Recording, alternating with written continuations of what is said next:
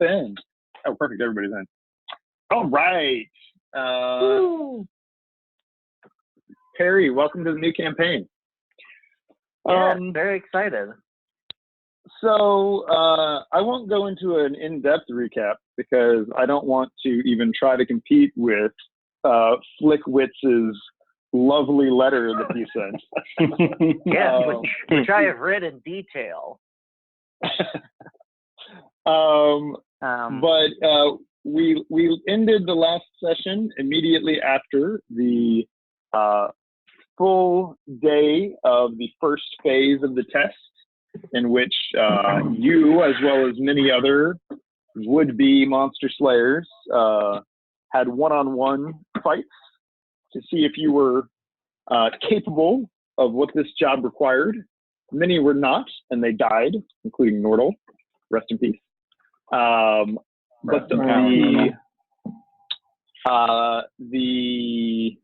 let's see, Kari made it, Balthazar made it, Dayfair made it, Flickwitz made it, and then wait, am I missing one? No, the four of them plus a new friend, Barg, was added to the group at the very end. Described lovingly as raw goblin. Oh, indeed, indeed. The directions you were given for the next phase were get to the guild headquarters at the top of the Sword Mountains, approximately 24 miles to the west by noon the next day for phase 3. All you have to do for phase 2 is just get there. It was right at around 8 p.m. Sun had just set, starting to get dark when you started to set off together. And you were also, there was an allusion to perhaps tunnels under the mountain that you could take versus trying to go over the mountain, as it was reported to be quite dangerous. Your group started to wander off and realized that there was no clear path to follow. Luckily, you have an incredible ranger in your party who very easily was able to find you the path. And I think you had just started down the path, the 5 of you, when we stopped.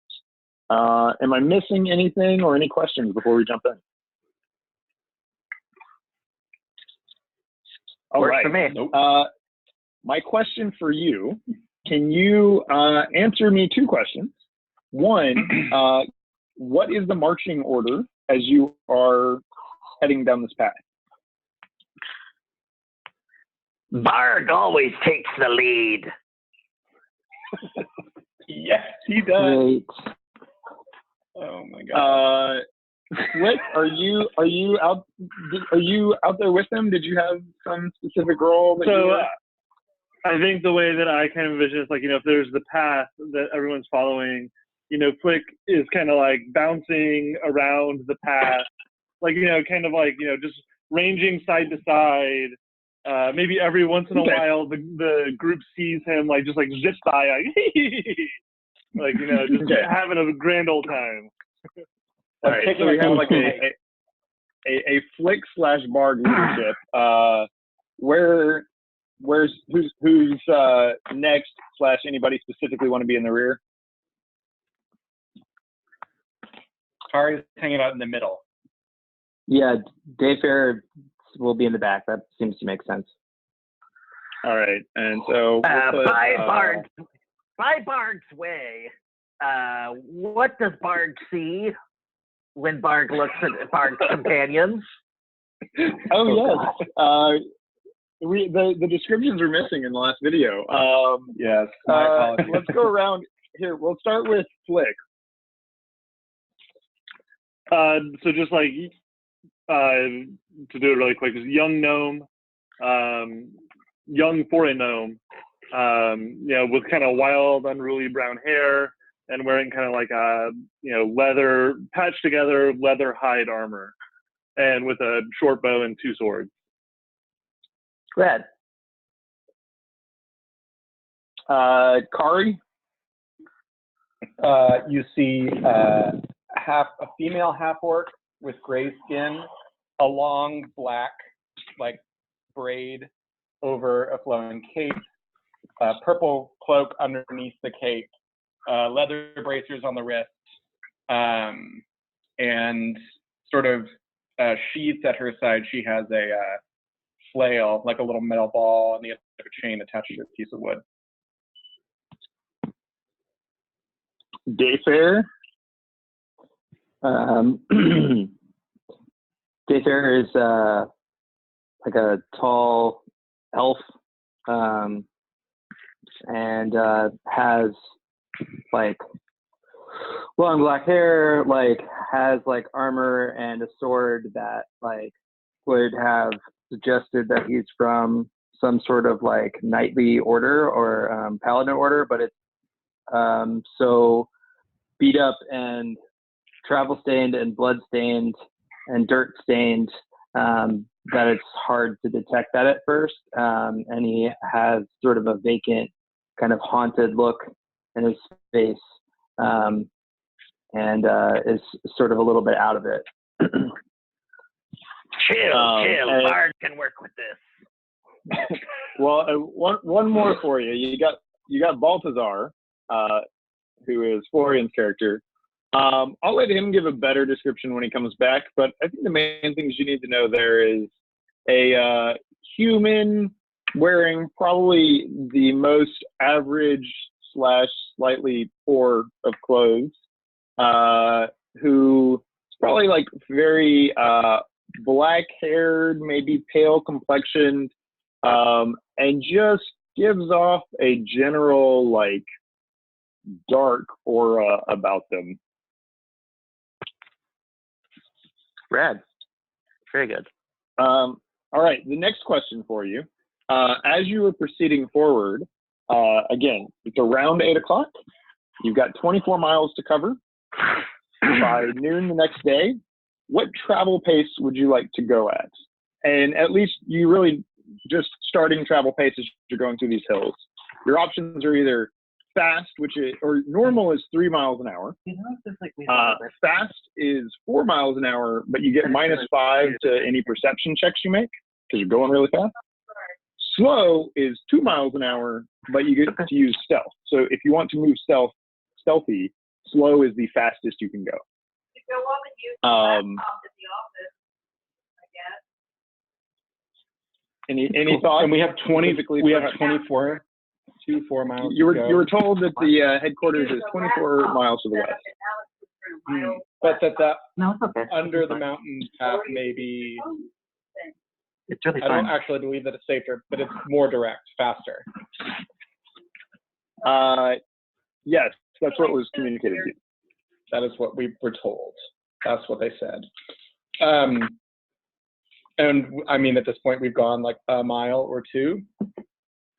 You haven't really gone anywhere. You like found the path We haven't gone and anywhere. are starting Okay, out. we found the path. Well, I think it makes sense to go under the mountain because that's going to be less travel distance. So it seems we're going to run into something one way or another. At least if we're going under the mountain, it's less distance to be running into things. Yeah, well, Sure. but to start with, just like how fast do you want to start going down the path in the hills? Yeah, Normal pace, I would say. Normal pace. That's my vote. Yeah, Normal. Barg has Go ahead, pretty Scott. short legs, and Barg would like to travel with a normal pace. Awesome. Yeah, what were you gonna say? I seem to remember this sort of just like a checking in with the DM kind of question, but I seem to remember that there was, I think a lot of us saw this, but I can't remember exactly who didn't see it based on their perception. But when we were at the Field of Bones, there was like a drow that was like very intensely looking at us. But Yes, we never, a like, couple talked of to you. them. a couple of you saw this drow the night before when you were kind of gathered at this makeshift tavern, having drinks. All right. I well, actually think it I was guess- like Dayfair and Flick saw, and no one else. I mean, I would think that, I mean, I guess depending on where Flick comes from, but like Dayfair, just as an elf, is like really suspicious of the drow, and their like domain is like the Underdark. So like going underneath a mountain is kind of nerve-wracking for him, or at least is something that he is wary of. Flick has no suspicions. Yeah, Kari says, Great. what is the Underdark? There are different kinds of elves? Yeah, well, I mean, it's basically everything that's underneath the ground is actually like cities and stuff. So, Barg explain. Barg explain. Barg is probably from the Underdark. Ooh. There are a variety of creatures below the surface lands, below the shiny bright place, and including a race of pointy ears that are total d-bags and like to whip and kick and enslave Barg's kid. Mm-hmm. Oh. Flick comes up with like a handful of dirt and pulls out like, do worms come from the Underdark?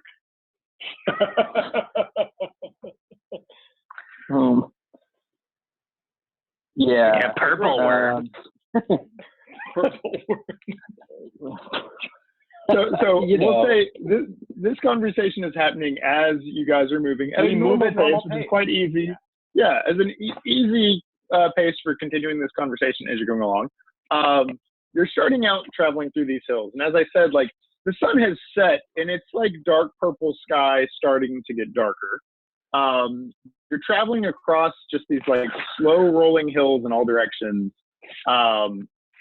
Tall grass, about 2 feet tall, kind of on the sides of the path. It's kind of dry and yellow in this like summer heat.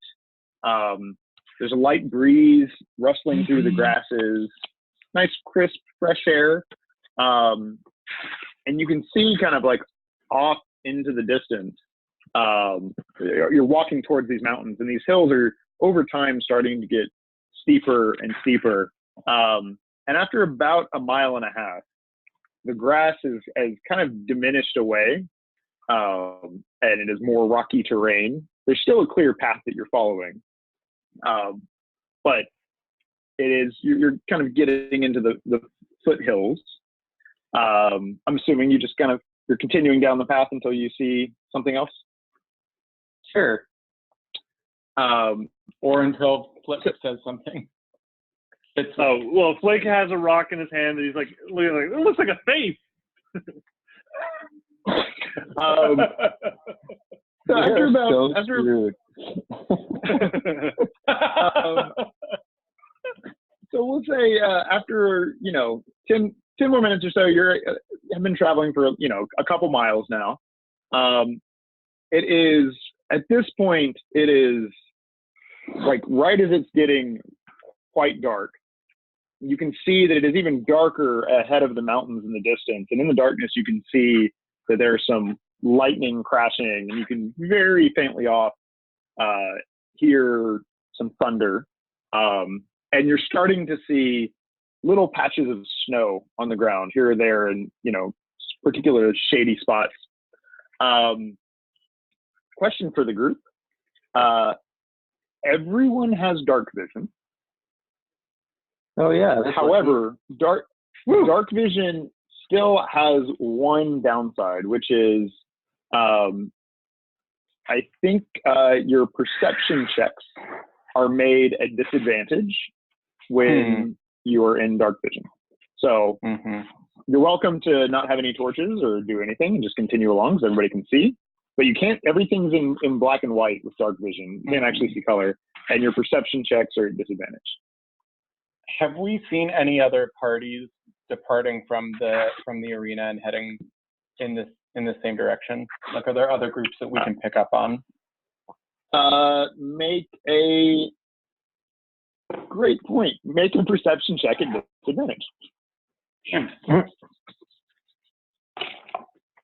Oh, not bad. Sorry. 19. Oh wow. I rolled a 17 and an 18. You so far, along this path, there's been a variety of tracks, but you actually haven't come across or seen any other people. You probably imagine that it did take you a little bit to actually find this path, and they didn't just release everybody at once. They kind of slowly went through and grouped people together. So you actually haven't seen anyone. Okay. Hey John, one game mechanic question for you. When you brought up my Umbral site, just to kind of clarify, which way are we playing it? Because technically, it makes me immune to dark vision. So technically, even the rest of the group shouldn't be able to see me. But are we gonna do the because I would just kind of assume in party, that. Sir, I default to the rules as written, especially for exceptionally fun things like that. So the party starts to notice as it's getting dark, you are realizing your dark vision, you can see the rest of your party, but Flick, you are realizing is just so fucking hard to see, and almost as if he is just disappearing in the dark, even to your unique eyes. Although what I will say is that Flick hasn't changed his behavior at all. He still kind of runs, going, whoa, look at this rock. But just no one can kind of tell where it's coming from. Yeah, it's becoming creepier and creepier. Every time he crosses the path, Kari sort of jumps backwards. Every time. Kari is going to take out her tinderbox and light her hooded lantern, which I think means get a radius of light, not like a flashlight. No, actually, I think a hooded lantern is kind of like a flashlight. It's like the train conductor with the pointy lens. But it also means that your light is covered, which may be a good thing. Okay, so Kari has lit this. So now, actually, as Flick runs in and out of her light, you actually can see this. And the next pass he makes, he goes ooh, light. Then you have still jumps every time, but now it's just at a 30-foot distance instead of right fucking there. Oh, I'm sorry, Adam. You actually do have a 30-foot radius of light, and then you can lower the hood make it dim or bright to make it a 5-foot. Yeah. Okay, that's what I thought, but I couldn't remember which one I picked. Well, thanks for clarifying. Which right as you finish kind of getting this lantern lit, you realize you're actually quite glad that you were using a lantern instead of a torch, because a slight rain starts to fall all around you, and luckily the hood on the lantern is enough to keep it. So you are now in. There's wind and light rain, and you can see these thunderstorms off in the distance. And again, you've gone probably a couple miles. Continuing onward. Yep. Sure. Bark suggests we take the lower roads to get out of this rain. I'm comfortable with. I grew up inside a rock, basically, or under one, depending on how you want to think about it. So I'm good with going underground. I don't know much about the pointy ears and the purple worms, but I know a lot of dwarves, and they seem friendly enough. So maybe there's some dwarves under the mountain. Flick shows up right behind Barg and pats him out yeah, I agree with Barg. Dayfair's yes, they're Barg all dwarves. hisses. They're just the most evil of dwarves. But it's as good a way to die as any, I guess. At this, A real Balthazar picks up charmer, in the back- this one, huh? Balthazar picks up in the background, is like, yes, the sweet embrace of death. And then continues back to staring off. As you're continuing along, this light rain picks up and the wind picks up, and it is now just howling wind in your face and pouring down rain. You're coming up at probably about an hour of having traveled down this path, and again, outside of your little radius of light, it's pitch black. Again, your dark vision has a good sense, so you can see the outlines of things. As a note, in heavy precipitation, it makes things, it gives you another reason to have disadvantage on perception, but you can't have double disadvantage, so that doesn't matter. And in strong winds, you have disadvantage on ranged attack rolls. So, welcome to the environment. As you're traveling and putting your heads down in this like intense storm that's hitting you, and at this point the thunder is starting to like actually be right around you, and you realize the storm you saw over the mountains has found you. Just ahead in the path, and you can only really see it as you're getting to about 60 feet away. You see a massive oak tree. You have these like large hills kind of around you, creating kind of like a narrowish valley, and it opens up for a second, and you see this very large oak tree with spread arms, thick leaves, actually creating a bit of a break from the rain, and the path kind of continues on past it. Any actions? Stop, continue on the path? Flick scampers up the tree and tries to survey around. Excellent. Make a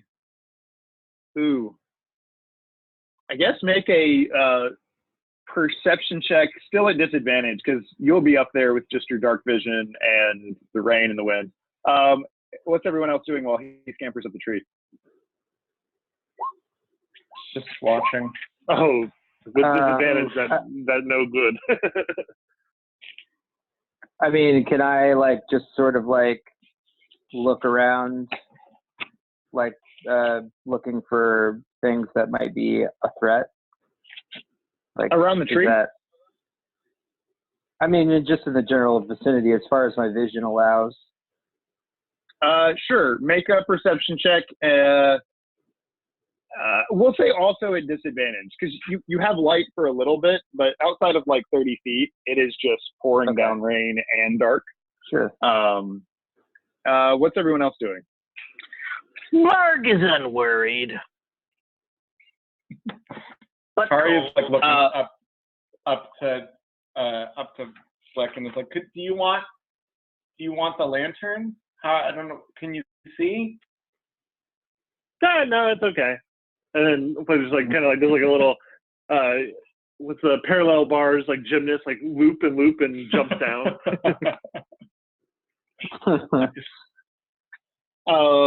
Jeff, what is that? Yeah, I was gonna say that's technically you need to roll again, but with the 7, I doubt your perception bonus is super high. And as a reminder, Perry, we are using the PDF character sheet, so make sure to have that pulled up. And if you don't have it on the computer you're using, I can send it to you. But we're using that instead of the Roll20 character sheet. Flick, up the tree, you go up there, you didn't see anything. You're just like, holy shit, it's storming hard. Dayfair, you are kind of, looking around. And again, you can't really see much outside of this radius of light.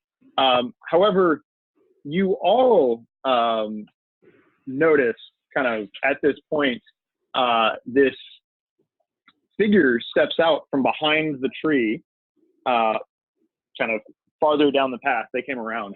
And this was like, again, a massive tree. It has like a, probably 30-foot around base. and it is a familiar deep purple robe with dark gray skin peeking out from underneath. It is the figure that some of you saw at the little tavern the night before. And as it steps out, the hood is pulled forward, and you can't see the face behind the cowl, but you can kind of see a reflection of light from your lantern in the eyes. And this strong female voice speaks out and says, "If you're looking for a reprieve from this rain, the entrance to the tunnels are a mile east of here." And she slowly raises her arm and points off to the east. Oh, well, that's convenient. Oh wow, Okay. thanks, lady. And then Flick extends up a hand to shake. As you reach your hand forward, disappears. Where a person was a second before, nothing. Oh, I wanted Elvish another trick. friend. And Flick, make another perception check at we'll say disadvantage. So that would be with a +3, so 15. Nice. All right, cool. Thanks, sir. Nothing happened. Ari goes, was that one of the pointy-eared purple worm people? Should we trust her? Hey, John, is Divine Sense, is that a spell or is that an ability that I have? I think that is an ability that you have.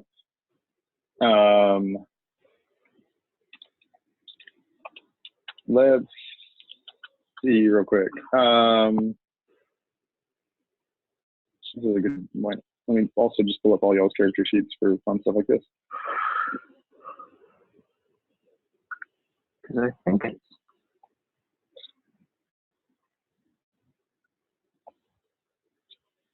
What does it Get do? my book. It allows me to sense... I can sense celestials, fiends, undead, consecrated, desecrated within 60 feet. Oh, yeah. Until the end of my next turn. Yeah. So yes, you can easily, yes, that is not a spell. If you notice on your first page of your character sheet in your limited features box right in the middle, you can use that 3 times per long rest. So you are welcome to use it now, and then just mark a 1 used in that box. Okay.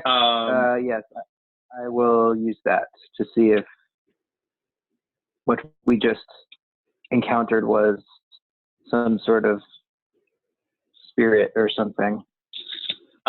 Great. You close your eyes and you kind of reach back and grab onto the hilt of your sword and connect with your deity and kind of send out your senses in the 60-foot radius.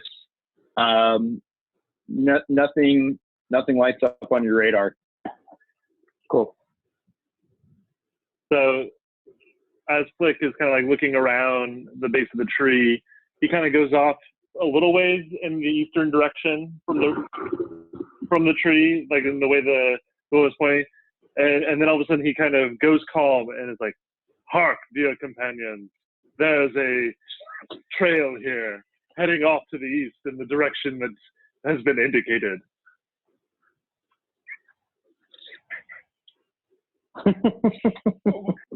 Who is that?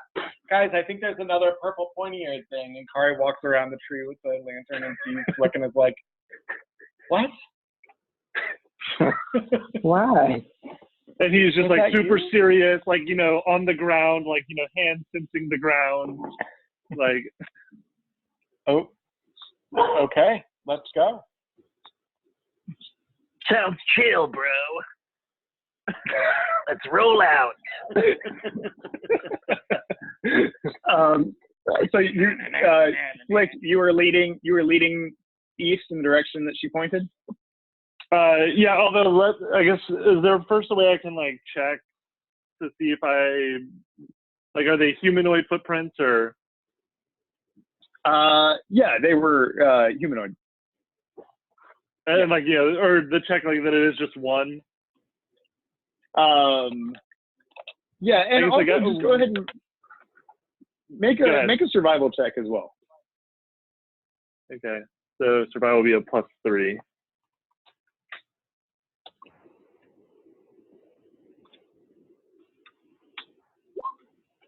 11. So 14, or that is with. No, I already did the +3. Okay. Roll 20. Yeah. So there is just this kind of one set of footprints, and this is in the immediate vicinity. But as you start to kind of go off the trail into the like steeper hills, you start to find that there is indeed a secondary path, much harder to follow, and much less defined. But as you're looking for it, you can tell that it's there. It honestly starts leading you a lot more kind of over these larger rocks and a bit of bouldering, but with your tracking skills, you're able to find it, and the footprints that you saw were leading in that direction. And even though there's Car's a good 3 feet taller, she's like following with the lantern, like pretty much directly over Flick's head if she can manage it to like help ensure that he's able to see the path better. Yeah. I kind of relayed to the group like, again in a more serious voice, like there's 2 paths to follow. The person who came before went to the upper path. Well, I don't care where some tricksy person went. I want to go underground. Which, to be clear, is the direction that the footsteps are leading you. Oh, Flick. Never mind. Then yes, I do care. Follow the tricksy person. Sounds Our path is like set. a plan. So you all start following Flick, and you realize that you have to go much slower now because it is pouring down rain. And again, at parts you're having to get on all fours to kind of scramble over as you are like deep in these steep hills with larger and larger rocks scattered across the terrain. After nearly half an hour of clambering over these slick rocks in the pouring rain, you finally come across the tunnel entrance that you kind of were expecting, which at this point of night, it's really just like a patch of pitch black hidden amongst the rocks. As you get closer, the mouth of the cave is approximately 15 feet across. And as you kind of step in, you get outside of the rain. Water's, a little bit cooling right at the entrance of this cavern. And looking in, there is clearly a tunnel in the back that continues on. With your light, you have no idea how far it goes. But as you kind of all gather inside out of the rain, Bard shaking his wild hair to get the water out, you quickly realize that you're not alone in this cave. Hey, Perry, do you want to describe who they see in this cave? So, in a corner of the cave, you see an extremely wet, but dripping off, drier than y'all though, gnome with ash blonde hair and a little forked beard. He's wearing leather and a stained green traveling cloak, and is carrying 2 little punch daggers. This gnome looks like he's been hollowed out. He is like just gaunt, and looks honestly in pretty rough shape, but his bright blue eyes flash up at you as you enter the cave. And a wide smile comes across his face. Another little Greetings, one. friends. Hello. I assume you're fellow walkers of this Monster Slayer Guild path. Greetings. That's right. My name is Errol, the Fabler. What?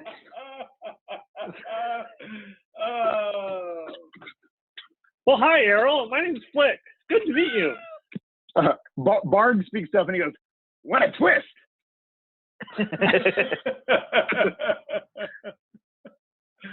Oh, that's So, awesome. so we're I in guess some it's sort of spin-off D&D season. ropers now. Yeah.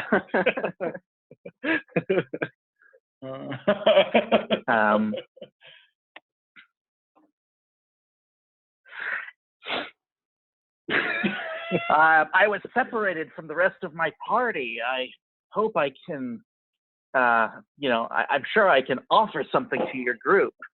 I'm looking for, I'm sure we're all just looking for a way out of this and a way to the other side of this mountain as quickly as possible. It's been a hard road, and my team was less than up to the challenge. What happened to them?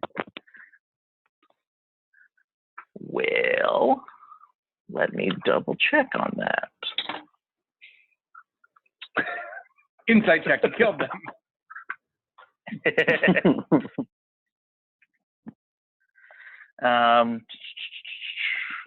Yeah, so basically, okay, so it's somewhat, you're just going to have to take my word for it here, but my team were a bunch of bunglers. They had this plan to go over the mountain, and I just thought that was ridiculous because, first of all, everyone knows the tales of this mountain. This is a mountain rife with harpies. Everyone knows that. Oh, But really? Harpies don't live underground. So What's a harpy? harpies are nasty little flying ladies. And they have sharp talons, and they hate everything and everyone. Like taps his lips like, but can you eat them? You know what, my friend? I bet you could. Oh. So they left you, or you Flick left files them? away that knowledge. Oh, I left them. They were idiots. I see that you guys are a whole lot smarter. So Yep, that's us. that you took this route. Because if we'd gone over that mountain, considering the storm, it would have called in all kinds of harpies. It would have been a mess. Anyways, I'm glad to join up. Jayfair pipes up Happy. and asks, well, if you know so much about this mountain, what do you know about what's underneath it? Interesting you might ask that. The tales that I know mention nothing about tunnels under the mountain. But Oh, what how do you know? convenient. Convenient. Yes, I agree. So I know nothing about what goes on under the mountain, but I just know that above it, nasty harpies. Well, the more the merrier, well, I say. Yeah, you should know, Mr. Gnome, that we're Who, me? intending to join the Monsters Guild. Oh, God. Again, double gnome campaign again.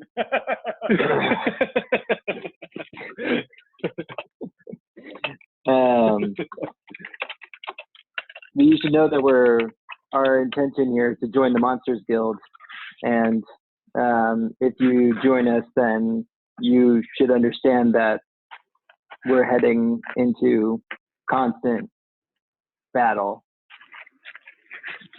Oh, certainly I understand. After I dug my daggers out of that gazer I fought in the arena, I'm pretty sure I was aware that what lies ahead of us. Thank you. Oh, all right. Well, that's fine with me then. Flick has already welcomed Errol into as one of his own by going up and offering Errol a big hug. Errol reciprocates. This seems like a very jolly gnome. You too. I haven't seen any other gnomes since I left the village. I left I've my never village seen a any long, other- long time ago, but it's been a while since I've seen another gnome straight out of the villages. Well, stick with us, Errol. We're gonna have real much fun. No much fun. Oh no. And now Flick kind of also breaking away from the embrace. Now kind of surveys the entrance of the cave and looks for any signs of anything that might be living in the cave or any other tracks besides Errol's. Make an investigation check. Okay, so that's just +1. Nope. It's a 4. You every time you start to look around, you just turn back and start looking at Errol again because you're just so excited.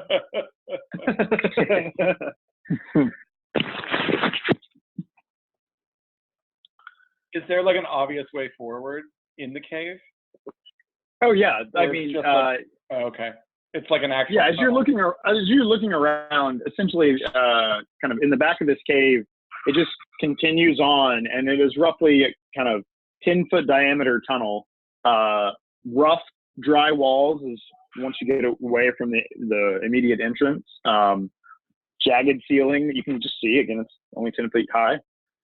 Beyond the edge of your light, which is 30 feet of bright and 30 more of dim. And then beyond that is just pitch black, which all of you can see as dim. So to all of you, it's actually very bright light. And then past 60 feet, it is dim light. But even beyond that, this tunnel seems to be kind of headed sloping downward. So you actually can't see that far before you just kind of see it go beyond your own personal horizon. Fairly quiet outside of the rain that you can hear outside. Little musky, cool, but not cold. Just much cooler than outside, as it was a very hot summer day, and you are now can feel it much cooler. It's the coldness coming out of the tunnel. And it's just you already said that. It's just my lantern, no torches or anything in the walls. Got it. Correct. Well, shall we? Of course, Onward! to adventure. Dayfair just kind of rolls his eyes and kind of walks forward. Balthazar He's speaks up Balthazar. Balthazar speaks up in fairly monotone voice saying, well, it seems good that we have another positive energy to this group to help balance out the rest of us. So I assume you're continuing at a normal pace, 3 miles an hour? Yeah. And Errol, where do you slot yourself into this marching order? I take up a place as close to the end, but not at the end as possible. So I'll stay right in front of Dayfair. Perfect. And also, once you're inside the tunnels, Bard speaks up and says, I'll take the rear. So we now have Flick leading the way, followed by Balthazar, followed by Carrie, which is actually great. She's right in the middle with her light. Perfect. Followed by Errol, Dayfair, and then Barg. Great. So you start heading down this tunnel. And as you go, the path is like slightly declining. As you get, as I said, you get deeper in and you no longer hear the wind or rain outside. And it is just a silent tunnel. You continue down, a little bit of winding, levels out for a little bit, but continues downward. And over the course of the next about hour, it is just continuing slight descent, and you can never see more than maybe 60 feet ahead of you because it's either descending or winding, and you really have no sense of how far it is. That's about for 30 minutes. At about 30 minutes, you come across a point where actually the tunnel begins to narrow and narrow until it drops from about a 10-foot tunnel to about a 5-foot tunnel, which is perfectly fine for the gnomes. But for the rest of you, continuing forward, you have to practically, not quite crawl, but practically crawl. Actually, for you, Dayfair, it's going to be a bit of a challenge. Yeah. Continue onward. Okay. Without like consulting the group, I mean, I can just speak for Flick at the front. Is completely oblivious to the fact that the tall people might have a problem with the ceiling. He's still just kind of like, marching forward. Nice. So you continue with these. The rest of you have no challenge, or you have to like crouch down or whatnot, but you make your way through. And again, you kind of continue. It only does that for about like 50 feet or so, and then it opens back up to the same tunnel that you've been in. 1 second as I roll a d6.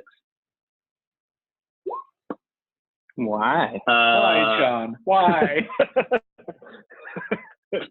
I don't make the rules. No, wait, I do. So after this hour,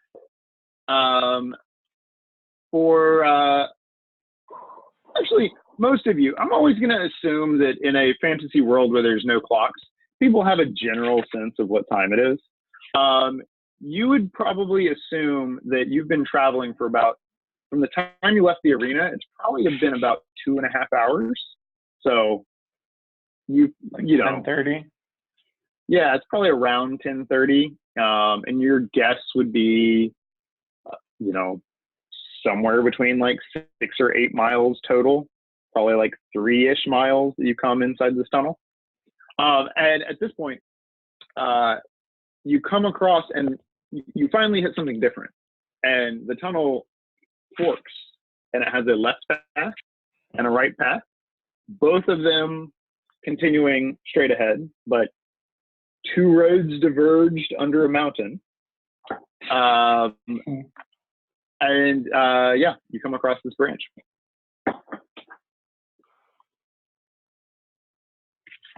I miss Jared.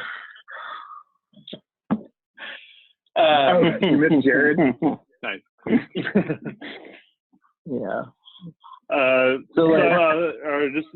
the setup, Flicks just started going down the right one, but then realized everyone else paused to consider 2 forking paths and kind of circles back to the group. Do they seem even in terms of like size and like roughness, wear and tear? Is there anything distinguishing one from the other? Go ahead and make a perception check. Normal, as you have light. 19. 19? I'm good tonight. As you're looking, you kind of go until you can see about like 60 feet down each of them. Mm-hmm. Both of them legitimately seem to be exactly the same in terms of just both are continuing forward. One is just kind of going slightly left, and one of them is going forward and right. And they but both otherwise, They're actually both, for the time being, fairly flat into the foreseeable future. And what about sound? Sound? Yeah, like if Flick goes like, can you hear anything down the other path? Yeah, make a perception check. Perception? Yeah. 13. You hear no differences from either path. But what about smell? Yeah. Smell? We've still got 3 more sentences to work. Hey, it's musky cavern smell. It doesn't feel like there's a ton of ventilation happening. And you were firmly underground now. Is there any indication like who made this bridge, or like is this like a commonly traversed road, or is this like the remains of like some community? Great question. Go ahead and make another perception check. Or investigation if you're like, either one. A perception or investigation, your choice. I think perception's way better for me. So if I can do that, I'd rather do that. And do you want us to do 2 d20s or just 1? Just 1. Okay. Because you've got the light of Kari's. Okay. 21. Damn. Fantastic. As you're looking around, it has been so cylindrical and consistent, except for that one place where it dipped down, that it's very clear that this was not naturally made. It's very rough. It's not like smooth polished. So based on all of this, you would guess that this was carved out by something intelligent, whether it was a people or who knows what, for actually getting around inside these mountains. Cool. But beyond that, there's no marks of civilization like you're in some city or anything like that. Right. All right. Left or right?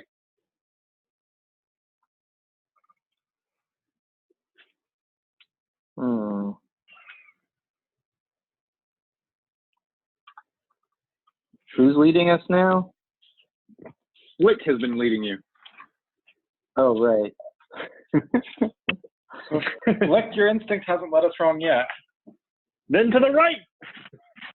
Okay. You're off to the right? John's got a grin on his face. Off to the right. I mean, let's be real. Flick suddenly questions himself after consulting with the narrative god. No, I did. I'm going to smile no matter what you pick. Okay, you start marching off to the right. After about the first 60 feet, it starts to slowly incline.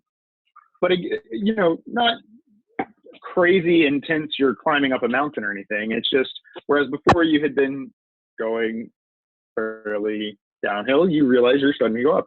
And again, it's still just a tunnel. There's no like alcoves, and it's fairly consistent, just, a 10-foot diameter tunnel that you're traveling through.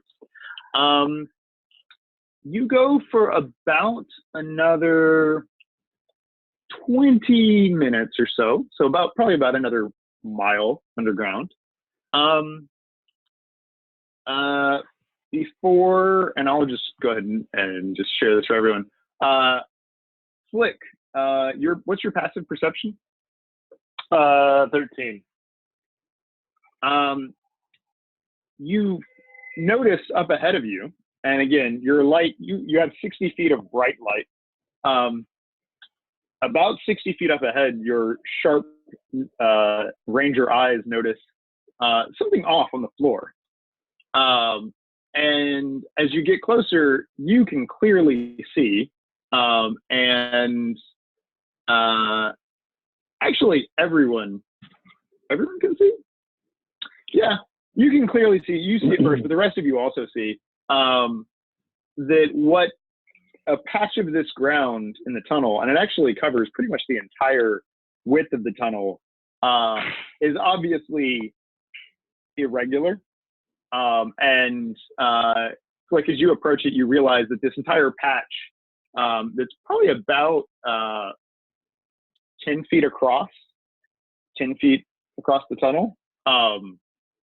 is a canvas that's just covered with dirt and rocks on top of it. It looks quite suspicious. Flick goes, halt! Allow me to inspect this irregularity. Flick approaches the canvas and sees what he can tell about it. Perfect. You as you investigate it, it is in fact a large. It is actually just a tarp, kind of attached on all sides, covering a wooden board that can clearly depress. And you were realizing that this was created to be a pit trap.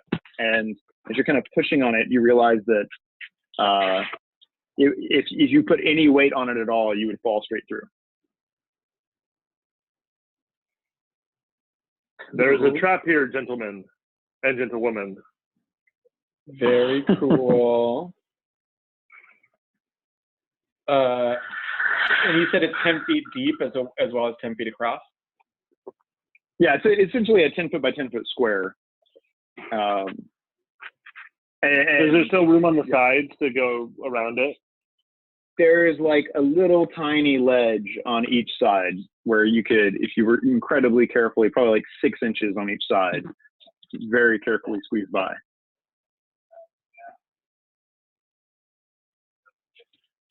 Consulting the jumping rules. Perry Scalp at Gmail? Yep. Okay, I just sent it back to you, your character sheet. Thank you. Sorry, how far across is it again? It's a 10 foot by 10 foot square. There's probably about 6 inches on each side of it that is not covered by this pit trap. Could you describe the ceiling above it for me? Just the tunnel. I mean, if you want to investigate and maybe like poke it with your sword or whatnot, but from appearance, it seems it doesn't stand out to you. Okay. There's nothing like coming off of it or protruding from it. Nothing stands out just looking at it. No. Okay. I have a bunch of rope. If we had the means of attaching it to the ceiling. I have an idea. Does anybody have like a cantrip or something for kicking things? And just as a note, the rules for a long jump are when you make a long jump, you cover a number of feet equal to your strength score if you move at least 10 foot immediately before the jump. So everyone's strength score is at probably 10. Actually, I don't know for sure. Some people might be weaker than 10. So anyone who has a strength over 10 can just easily jump across this thing. Yeah. What if we're exactly at 10? Yeah. Then you should probably make it. You'd have to do an athletics check. Kari has what about like intuited that she can jump across on 6 inches? Like, I think Flick can just kind of shimmy along the edge, right? Yeah, you can make an acrobatics check to shimmy along the edge. You take a look at it and you realize it shouldn't be that hard. For a gnome, would still need the acrobatics check? You're a tiny John. Yes, but the DC of the check would be appropriate to your stature. You get the sense that for you it would be pretty easy to go around the edge. Okay. I'm going to do the edge rather than jump.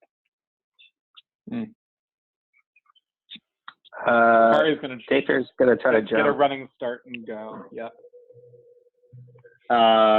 Great. How's Errol handling this? Errol is going to be following Flit.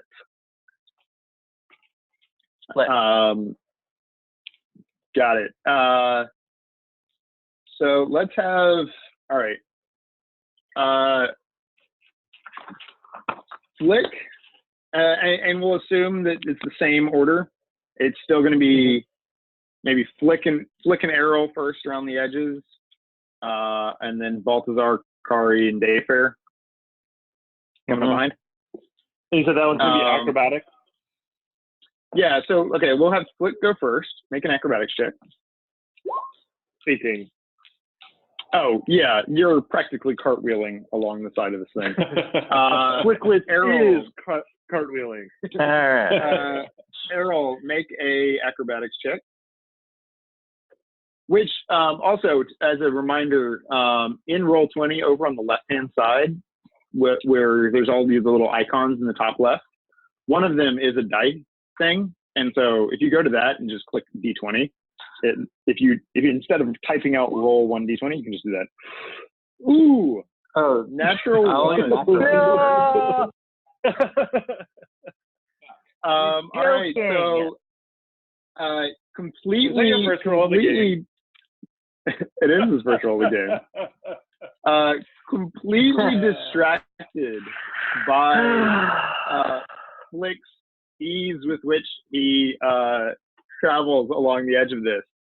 As you are taking a step forward, slight slip of the foot, and you put it down to the right when you meant to put it on the left. This door just slams down, and you go tumbling 15 feet down into this pit.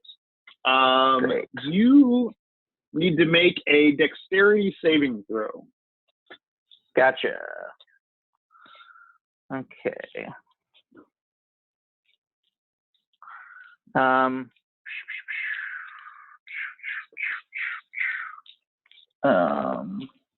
So just do another D20 just like you did, and then your saving throws are on the top left of your character sheet. Oh my god. Ooh, 4 plus, what's your dex save bonus? 1 plus 1. Oh, no. Go up to the box that says saving throws. Yeah. So it's plus 3? Yes. All right, my computer is loving me right now. Yeah, that is not enough. You go tumbling 15 feet down this hole, and you take 1d6 damage. So only 2 damage. So you all see Errol just disappear down this hole, and as he goes down, the floor springs back up, so you actually can't see him anymore. You just see the floor. It's clear. It appears to be on a spring arm. Errol, if you can mark on your character sheet that you're down 2 hit points. But Errol, let's talk about what you see. You land on the ground and manage to actually fall just out of the range of this 10-foot square of spikes that are coming up out of the ground in this pit. And you immediately see the chamber that you're in is actually much larger than the pit you fell down. As you look around, you imagine it's probably maybe 30 feet across. Wow. You also realize that you were not the first person that has fallen prey to this trap. As you look over to the spikes, there is a body that is just completely impaled, seemingly relatively recently, an elf just completely speared through on these spikes. As you kind of gauge the room, it's not just a, empty chamber. There's actually kind of in each direction, there are different kind of openings, north, south, east, west, They all are completely caved in, unpassable, not actually paths you could travel. Although you do see that the opening to the south is actually no. All four of these are completely filled with rocks. Cool.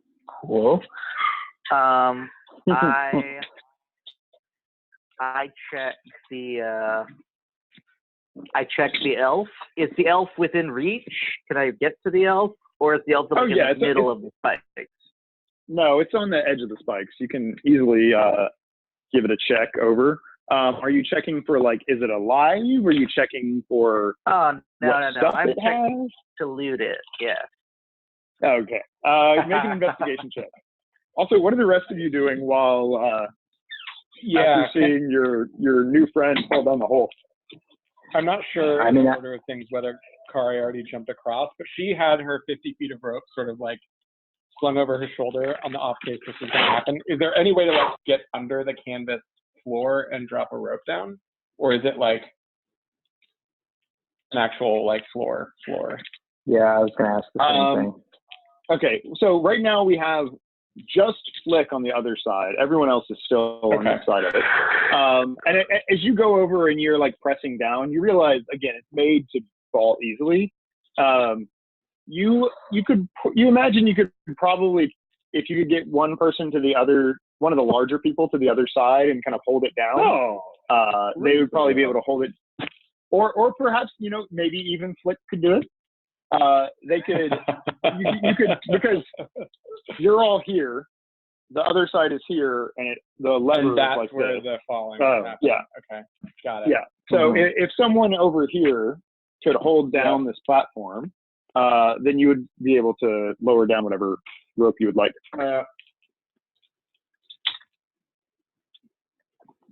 Okay. I mean, I haven't jumped across yet. Neither have I. Do you want to do it? Oh, I thought you had. I can hold the thing down. I had said I wanted to, but it did not happen. Yeah. Errol, what's your total? You rolled a 5, but what's your investigation check bonus? 9. 9. Okay, let's see. Yeah, as you're looking at across, you see just this body completely pierced by these spikes. It was wearing leather armor, but its armor is completely ruined. There's a short sword still in their hand, but that's about all you find. All right. Thank you very much. I guess before doing anything else, Kari would yell down to make sure that Errol is okay. Are you okay?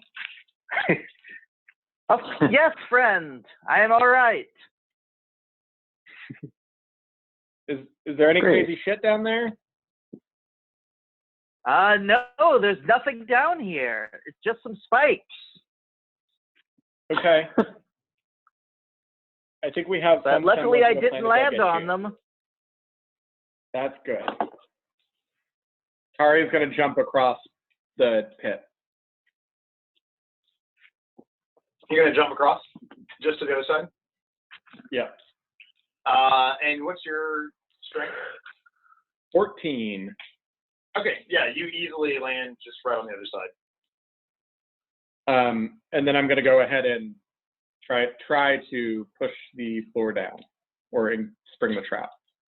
Carefully. Sure. Yep, no problem. Again, it's made to be super weak. So with your arms just holding it down, you have it down, no problem. Is Gayfair, are you lowering rope down? Is that the plan? Yep, all over the rope. Yes. Fantastic. Errol, you see Kari's lovely half-orcish face as she is like reaching down and kind of holding this thing flat. Which actually, given that it was only a 15-foot pit, I mean, when she lowers the board all the way down, it's 10 feet down. There's only 5 feet kind of space between the edge of the floor thing and the spikes. And then you see this rope kind of lowering down down into the space. It is now also, it was completely pitch black down here. Again, you have dark vision, so you can kind of get a sense, but you now see the light of the lantern kind of illuminating this hole above you. And this rope has been extended down to you. I grabbed the rope.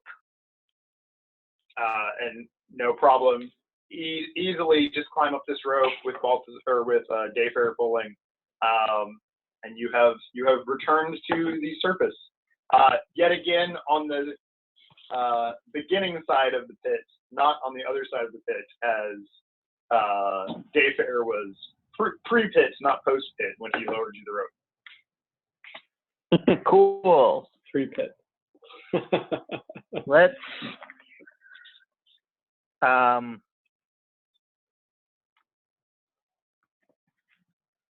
We could have done that better. yeah. During this time, while y'all were doing this, Bard was just very easily shimmying across, and he's now on the other side as well. And Balthazar Cool. jumper Yeah, shimmy. Balthazar just watching. Oh, yeah. This is gonna have to be a shimmy. No, Balthazar jumps across. It's a bit of a stretch for him, but he just barely makes it. It was not anything close to the ease with which you just vaulted across. I guess I can jump across too, right? Yeah, and again, you coil up your rope, jump across, no problem. You were Just all leave Arrow taking- behind. All right. Oh yeah, Errol, you're left.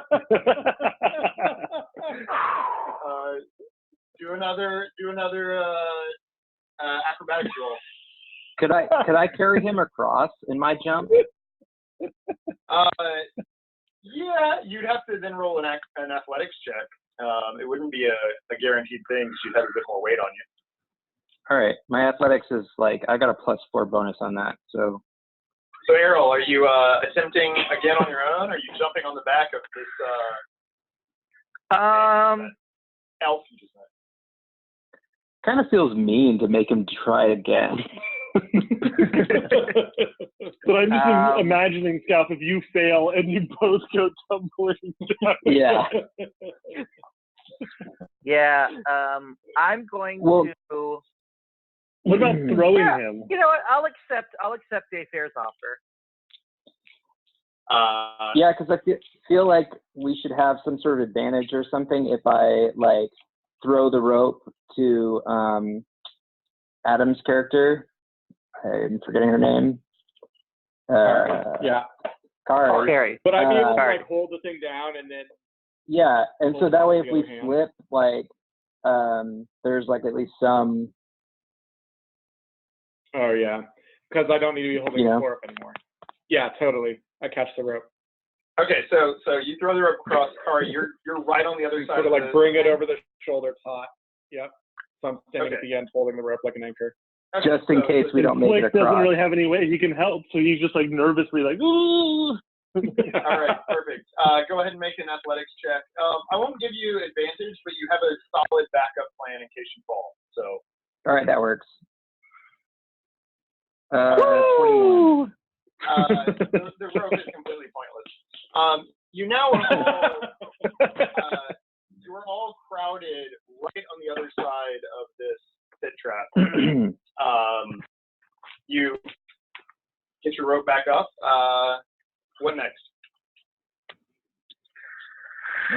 What's in front of us? More tunnel. All right. Oh, okay. Flick just goes, I mean, onward! I mean, Onward. you see more tunnel. I mean, you're welcome to take a moment to investigate and do an investigation check if you want. Onward! Onward! All right. I'll All right. investigate. I'll investigate. All right. Flick yells onward and starts walking forward, and is all 15 feet down the path. Are you still in? You're going to investigate? What are you investigating? I'm just seeing if there's anything ahead of us that I can see, like any further traps or stuff like that. Sure. Go ahead and make a investigation check. So Errol starts, looking down around the ground, Flick has run off. What's everybody else doing during this time period? Unbelievable. Oh yeah, you don't see anything. Yeah, of course I don't. I mean, if there's nothing that, if everything else is nondescript, I'm ready to kind of just move forward. Yeah, and let's play head my forward rope then. away. And All right, so Flick goes marching ahead. Errol looks very carefully, but then looks up to the rest of you and seems to indicate that everything's fine. The marching order now, are we sticking to before? It was Flick, Balthazar, Kari, Errol, Dayfair, Barg. Yep. Sounds good. Perfect. So, literally, as soon as Balthazar takes a single step forward, all of a sudden there is this explosion on the ground directly in front of all of you. This wave of thunderous force sweeps out and hits all of you, except for Flick, who by this point is well more than 15 feet down the hallway. I need everyone to make a Constitution saving throw. Constitution. Me too. No, Flick's fine. Everyone but Flick. Okay. God damn it. Flick, you I'm hear here. this room right behind you and turn Yeah. around and see this explosion.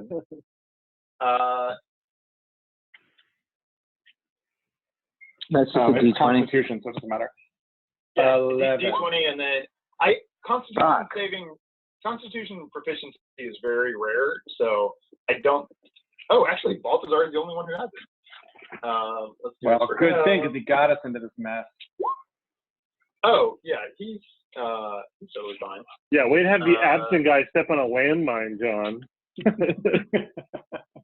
The absent guy who wants to die. Absent player with the death wish kills party. Oh, John, I have advantage on Constitution saves when damaged because of my concentration. No, okay, sorry.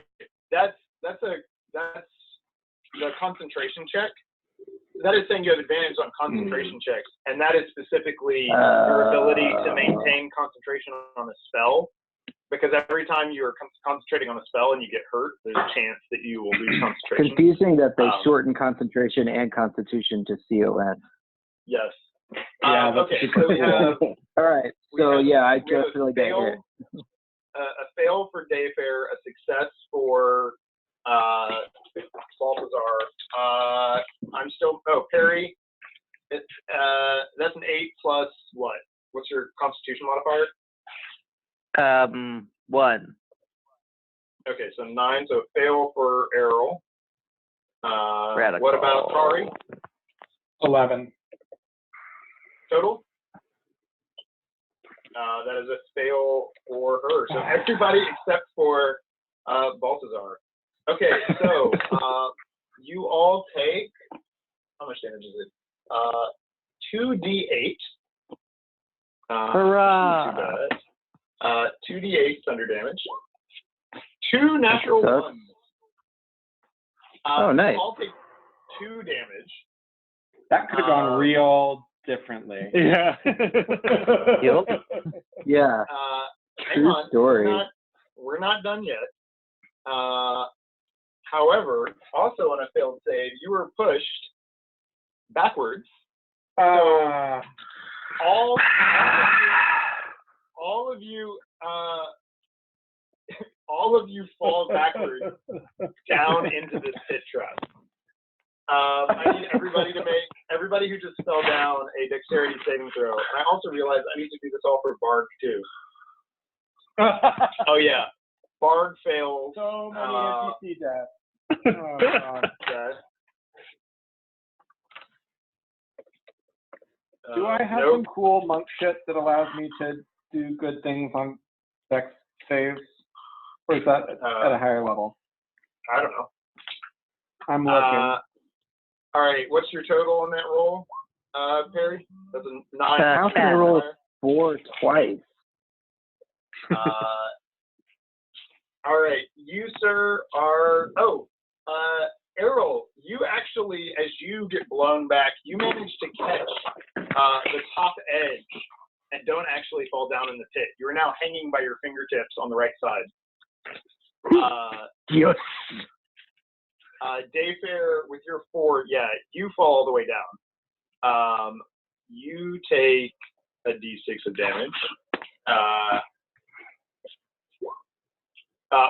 You take 5 damage from the fall. Jesus. Barg also takes 5 damage from the fall.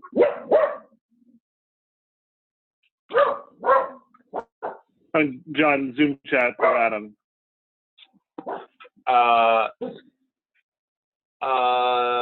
Okay. That was your dex save. I think that was the first one for him. So Yeah, I think it was his dex save was the 19. okay. So he takes 1 damage. Oh no. His wife has a flat neck. Okay. He takes 1 damage and oh shit. What is this? Hang on. Okay, he fell down. Yes. 1 damage and catches him, or no damage and catches himself. Sorry. Okay. Kari's on the left-hand side. Errol's on the right-hand side. Barg and Dayfair have fallen down into this pit. You also find yourself at the bottom of a pit. There's an elf body impaled on these spikes. You again have managed to not like dive through the spikes, but you hit the ground pretty hard. And one of them nicked your arm as you fell through. You're in this chamber that's kind of like a 30-foot square with these 4 paths on each side. But as you look around, you realize that the path to the south, this explosion up above, has dislodged this big boulder at the top. So there's actually like an opening up top that's about maybe like a 5-foot hole. And you can see a very faint red glow coming from the other side of it.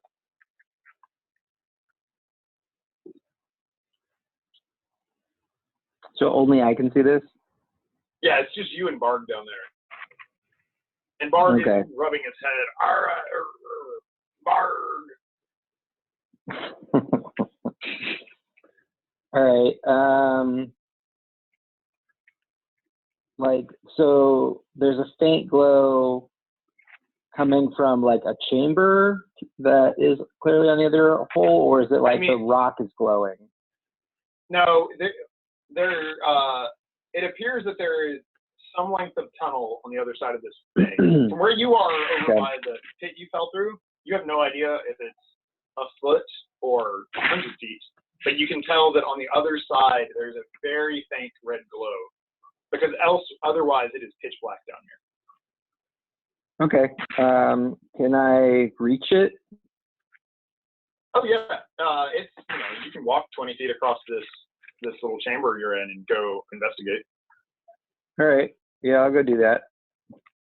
What is everybody else doing after seeing? Meanwhile, Flick just heard a loud boom and turned around, and then no one else in the party was there anymore. So Flick is just like, guys. Okay, thanks. What is Errol doing as you were dangling on this ledge that you've already fallen? So Errol's gonna try to climb back up. Yeah,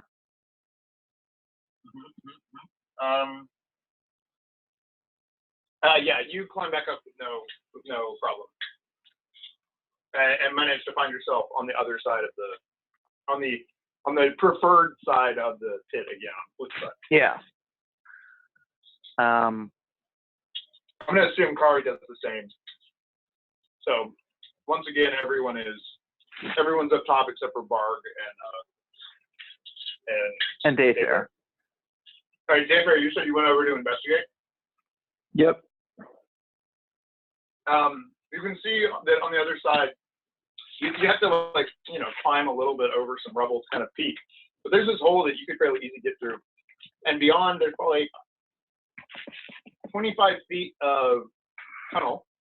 But about halfway down that 25 feet, it does transition from just the same kind of tunnels you've been seeing to instead like a tiled floor and carefully carved archway.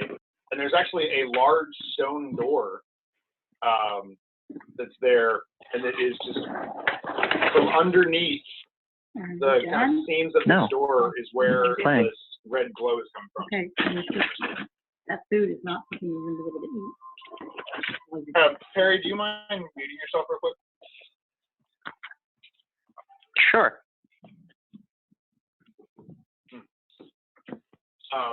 So that's what you see. All right. Well, I guess I call up to the party that there's some kind of chamber that I can now see through the broken stone, and we can access it from down here. And seems like the tunnel up there is heavily trapped, so maybe we should get off that path and try something else. It looks like a place where people have lived or still live. Flick was to the top of the hole, but are you okay, Dayfair? Yes. Yes, I'm fine. Barg and I seem to be okay. Barg!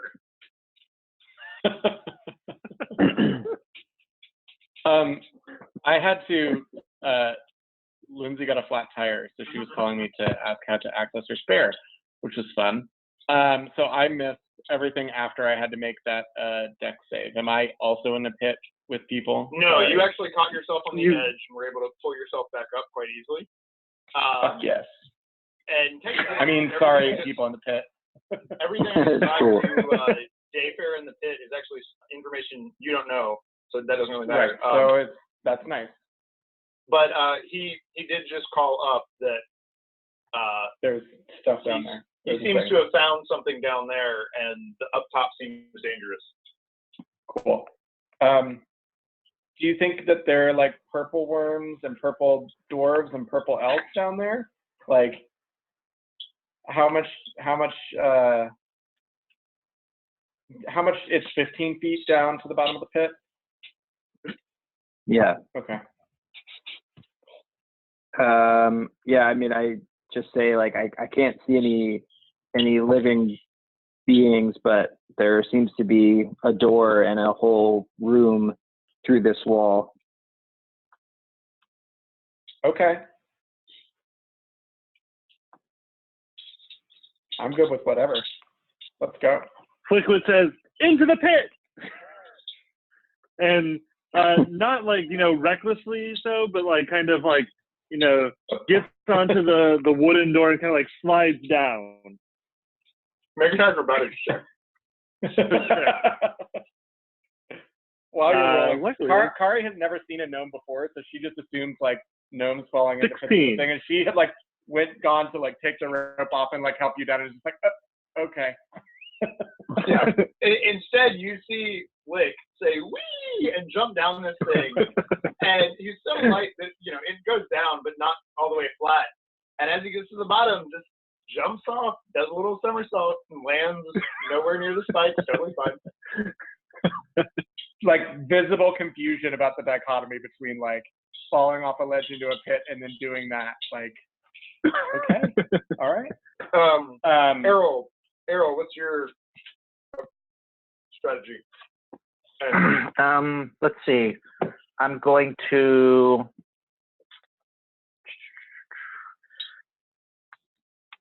If you could find something to tie it off on, you could take a rope down. I don't have a rope.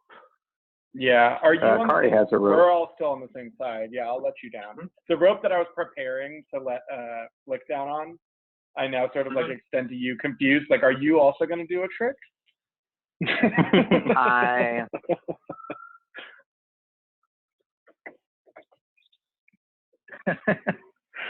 I will.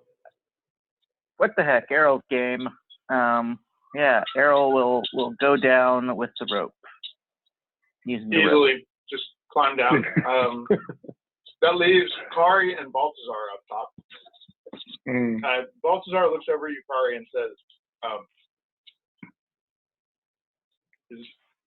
"How if we all go down? Can we get back up?" Good question. Is DMSPC questioning the sanity of the group? Is there anything that I think you said the answer to this earlier was no, but there's nothing to like. There's no like something I could like lasso and hitch a rope on to get us back up. Like I can't leave the rope trailing. There's it's just tunnel. I mean, there might be rocks, but they're tiny. Yeah. And also, that was not the DM. That was an 11 intelligence character watching everyone he knows go down into a pit. Well, my intelligence is 10. I didn't pick up on it. What about the trapdoor mechanism? Doesn't it have like a whole like door? Oh, yeah. You're welcome to check it out. I mean, I can't. I'm at the bottom of the pit, but I guess I have to check it out with my I'm just saying. Intelligence modifier. Make an investigation check. 9. Plus anything, or 9 total? Straight roll. Here, Baltazar was leaning down, checking it out with you. Go ahead and roll with advantage. He was holding the lantern for you. 14. 14. Yeah, you see that, you know, it's not a huge mechanism, but there is like something bolted into the wall that has a lever and a spring. You imagine it'd be kind of awkward, but like if you held down the trap and kind of tied it around, and if you had enough rope, you could probably tie it across the platform and then hanging down into the pit, such that as long as it stayed tied, you could pull it down. It would pull down the door, and then you could climb back up. I will attempt to do that with my 50 feet of rope. Go ahead and make a just general dexterity check with advantage, because again, Baltazar is going to help you do this. 17.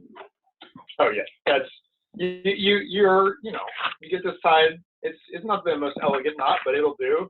And comes down across, and now you both have something to climb down. And as long as it stays tied at the top, then you'll have a way back up. So don't let me forget this rope if we go down this tunnel permanently.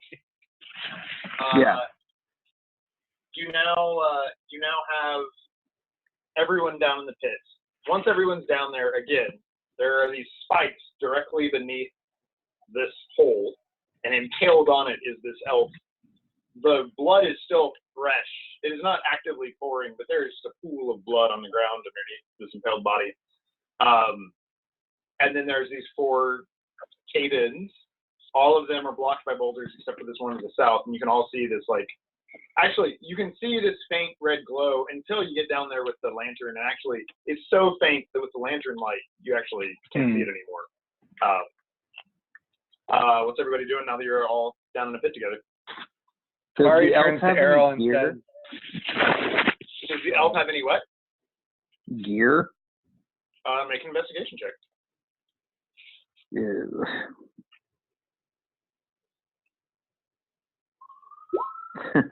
Well, wait, they do. I don't know about it. And pause.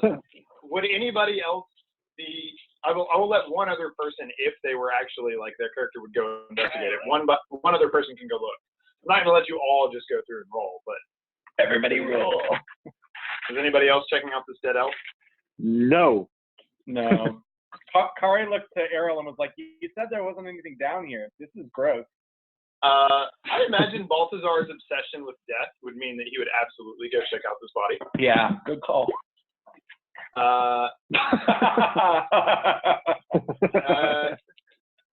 Straight 18. You see him like reach forward and just is like carefully picking through and moving the body around, carefully investigating.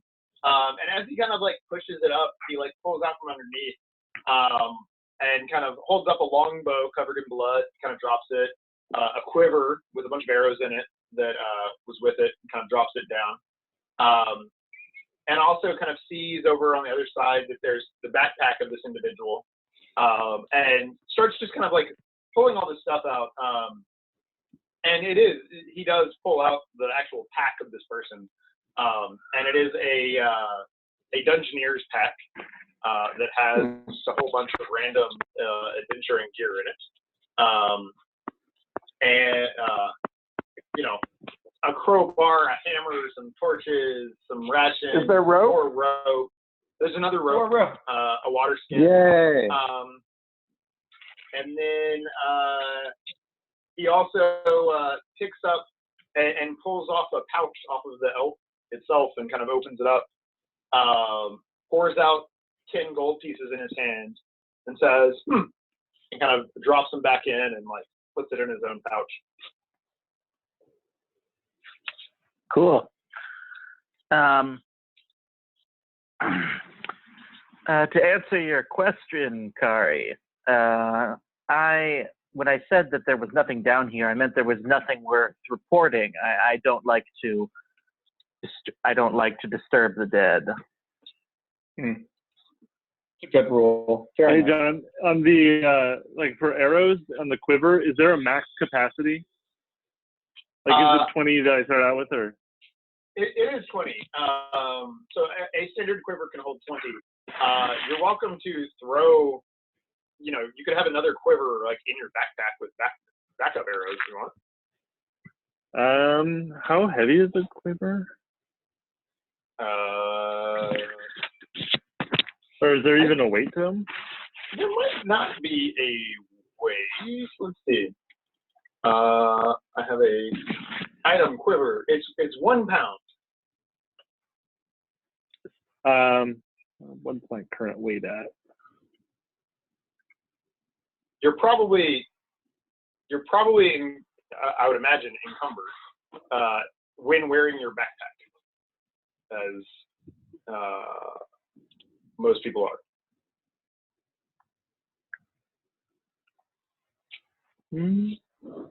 Weaklings. Mm-hmm.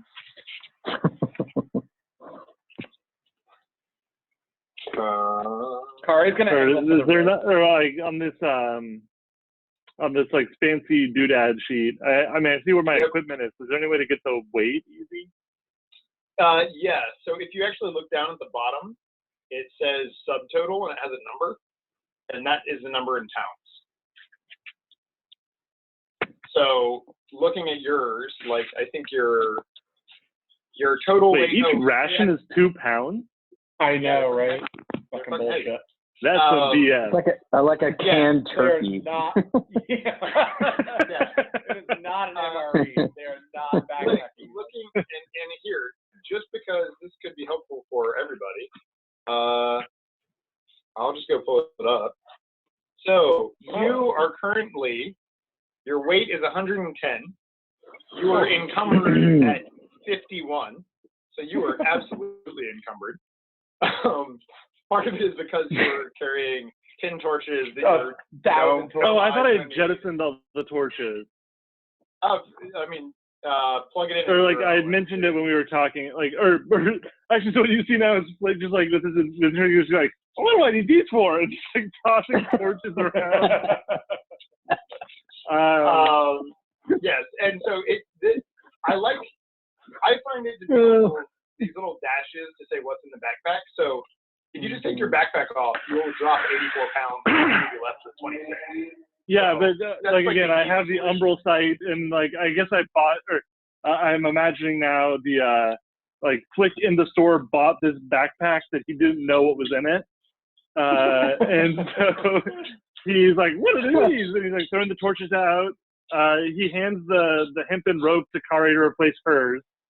Let's say Hell that. yeah. Great. That's it. And then he does pick up the quiver, and he's like, oh, these are the real deal, quiver and arrows.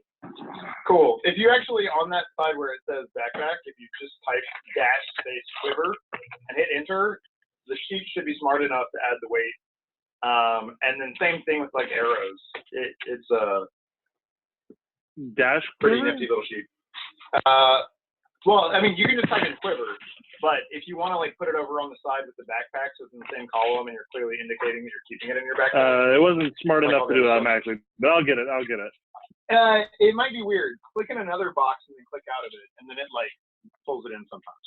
Yeah, so play with it, quiver, you'll figure it and how many arrows were in that quiver? 20? 20 arrows. Okay, so as Flick is grabbing this quiver, Balthazar grabs some gold. What's everybody else doing? I mean, I guess like I'm like moving forward to investigate this chamber. I'm with you. Got it. I follow Dayfair and Kari. Cool. So Dayfair, Kari, Errol kind of clamber over and through this hole into this next length of tunnel, while Balthazar and Bard are back with Flick, and I imagine they will follow at some point. You come up to this door. It is a solid stone door, and the handle is just an indentation kind of carved into it. And again, there's this very faint red light coming from under the door. At least you could see it before Kari's lantern came up. Yeah, so there's just this door in front of you. Any like markings or? Yeah, is there any like language? Investigation. You both make an investigation. Actually, you make an investigation check, Kari, and Dayfair, why don't you make like a history check? If you're Do I looking at, have like, language history? and stuff.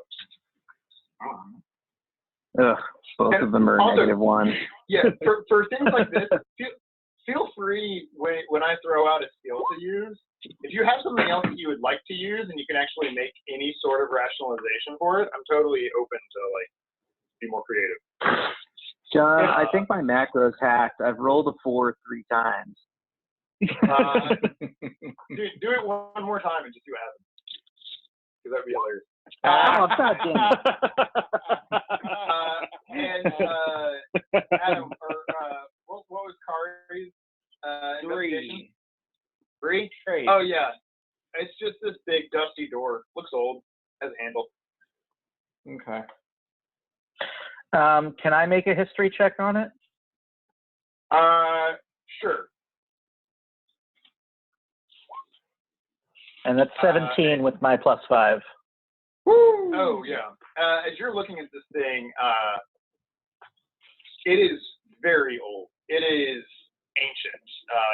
You don't know how many hundreds or maybe thousands of years old this door is, but it is does not match any architectural styling you have ever seen before.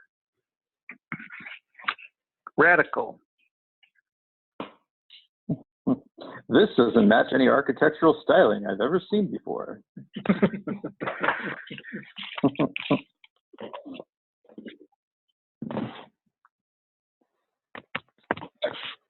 So, so I just stared at it and drooled, basically.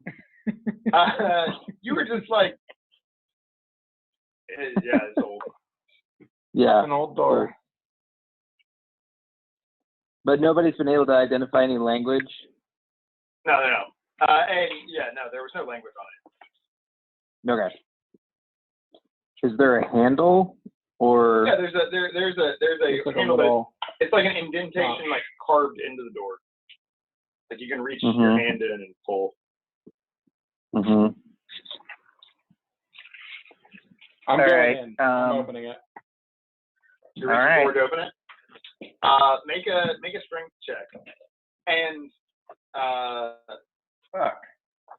wait. And Balthazar, would you like to help him with this? Help her. Are you talking to yourself? Open the door? Oh, sorry, not Balthazar. Dayfair. Yeah. I was like, I don't know. Do I get to roll another one? No, go ahead. No, I definitely will help. Yeah, so they hand the lantern back to you, Errol, and reach forward. And what was your advantage roll, Kari? Oh, I got an advantage roll? Yeah, because he's helping. Yeah, whenever you help someone, they get advantage. I rolled a 7 and a 2, so 9. A 9?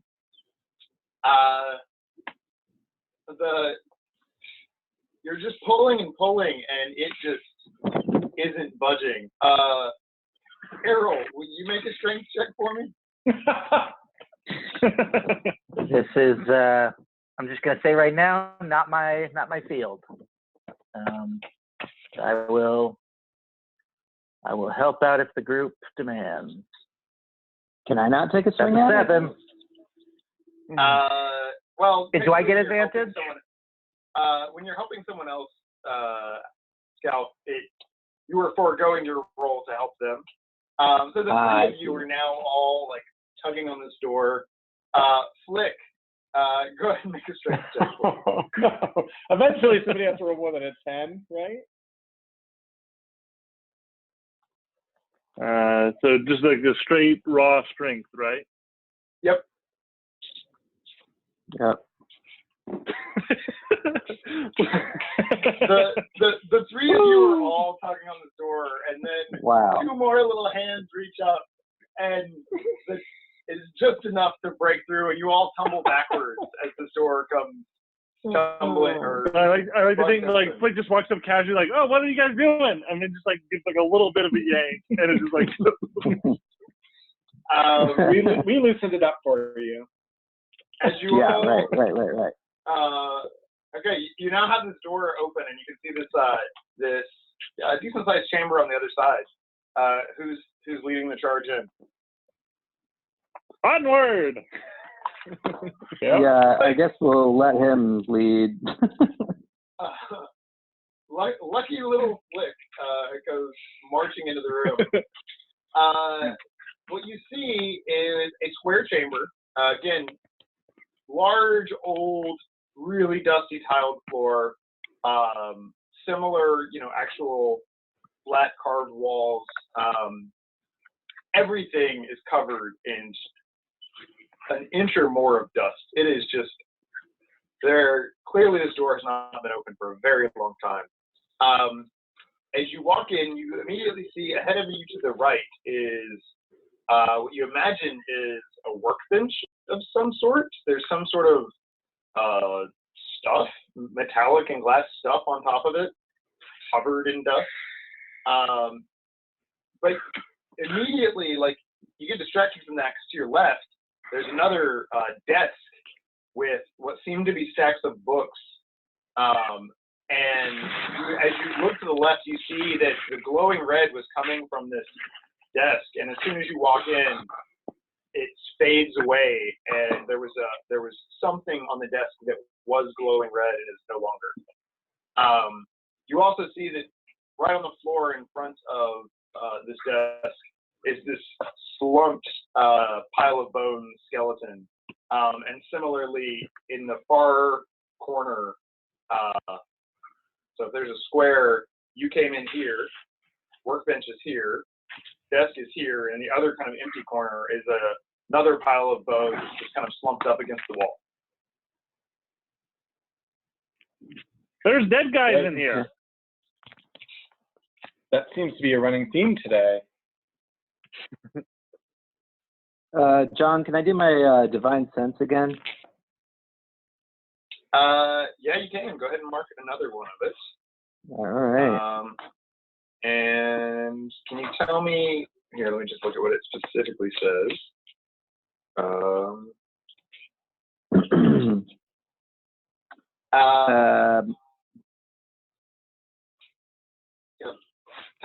Yeah, I sense celestials, fiends, undead, consecrated, or desecrated within 60 feet.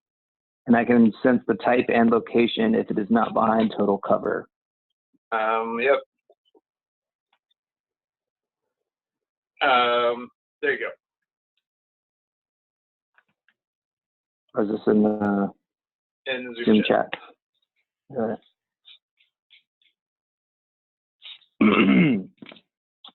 All right. Well, I like stop immediately and draw my sword and tell them that there's undead in this room. There's 2 of them. And like I may not be like the smartest person in the room, but I would guess that it may have something to do with those 2 skeletons over there. Okay. Kari's gonna pull out her longbow and take a shot at one of the skeletons and see what happens. Just pulling out longbow and shooting him. Yep. Sure. Go ahead and make an attack roll. Natural 1. I'm not allowed to roll again for the rest of the night. Yeah, you pull out your bow, but you were so freaked out by the concept of undead that you just like you hit the wall over by in the far corner where the other skeleton was. But there was no movement or reaction or anything from the pile of bones.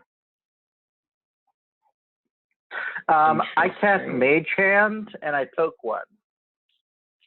And I poke the one slumped at the desk. You all see this kind of spectral hand coalesce in front of you. Because Mage Hand is visible, right? Or is it actually? Wait, it actually might be invisible. I always thought of it as being visible. I'm pretty sure it's visible. Hang on, Yeah, like a big Mickey Mouse glove that just. You were right. The pointer spectral finger. floating hand. Yeah. I was only wondering because I know that like rogues. Anyway, yeah, you see the spectral floating hand coalesce in front of you, kind of drift across Focus's body. Nothing happens. Okay. Well, Dayfair is really comfortable in this environment, and he's ready to go. So he's just gonna kind of like at the ready, just like move forward towards the like. What did you say? It was an altar that had the glowing red thing on it? No, it's a desk with a bunch of super dusty books on it, and then there was something else on the desk that was glowing red. Okay, I'll just move towards that. Yeah, so as you walk up, you see sitting on the desk is a bronze sphere. It's about the size of a softball. And unlike the rest of the room, there's not a speck of dust on it. It is perfectly clean, shimmering bronze. Okay. Splendid.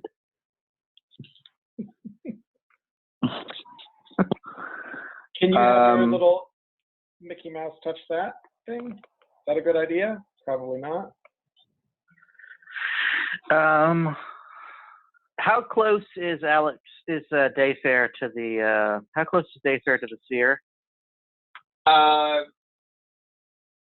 He's probably. I mean, assuming that he went up to the desk. I mean, he's, right next to it, and on the ground right behind him is this pile of bones. Also, I forgot to mention there is another door on the opposite side of the chamber. It matches the one you came through. Close. Cool. I asked the party, does anybody have the ability to identify magical objects? Because this certainly seems unusual. I do not. No, but we Errol, did not bring a wizard. from your studies, you also know that while it takes special training to fully identify a magic object instantly, anyone who just handles a magic object can usually get a sense that there's something extraordinary about it. And even a layman, if they spend an hour studying it, can usually get a sense of how it operates, how to use it, unfortunately, if it was cursed and they spent their time doing that, they wouldn't figure out if it was cursed, which is why the identify spell is so great. But identify is like not the only way. Any of you like can study identify. Identify is just way faster and way more thorough. Okay. Is there anything So that I can can see I- on the sphere, or is it just blank? It is just a very shiny sphere, totally blank, perfectly smooth, beautiful in reflecting the light cast off, and you can like see your reflection in it perfectly. Can I do an Arcana check on it? Sure. Okay. Now, to be clear, Arcana checks are not the equivalent of like detect magic. So, but I know, roll but them to if I notice negative. something magical, No, if you're welcome. it's a known quantity, I might know something about it. Okay, and that's 16. 16. Yeah, looking at it, given how perfectly clean it is, you know that many times magic items, part of their magical enhancement prevents them from deteriorating over time. And so the fact that this is in an incredibly dusty room and it is pristinely clean is a pretty solid indicator that it is likely magical in nature. Okie doke. All right, I'm gonna go for it. I'm gonna go. Yeah, whatever, man. I'm gonna go grab that sphere and look at it. So Errol walks over and reaches out, and Dumb stuff is gonna happen. Sometimes people no, make mistakes. You try to lift it, and it doesn't lift, and then you keep going, and you finally do, but you realize, oh my God, this thing is incredibly heavy. As soon as you get it off the desk, you almost drop it to the ground, and get a sense that it probably weighs 20 pounds, even though it's just the size of like a softball. Wow. And as you touch it and you're kind of barely holding it up, looking at it, you do that tingle you're familiar with of handling magical items. This is clearly something magical. You also hear, as does everyone else, a slow creak in the rest of the room as these two skeletons are briefly surrounded by a very light red glow, similar to the one that you'd seen before, as they stand upright. And let's have everyone roll initiative. Radical bodadical. Let's also switch to Roll20 and bring you to the fun page. Let's see what's on here.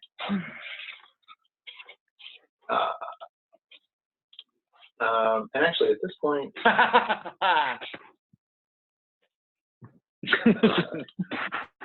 was maniacal.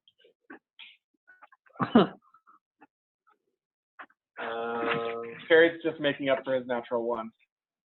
Yeah. Yeah, right. All right, let's see. Oh, we have hell here. yeah. What did you roll, Adam?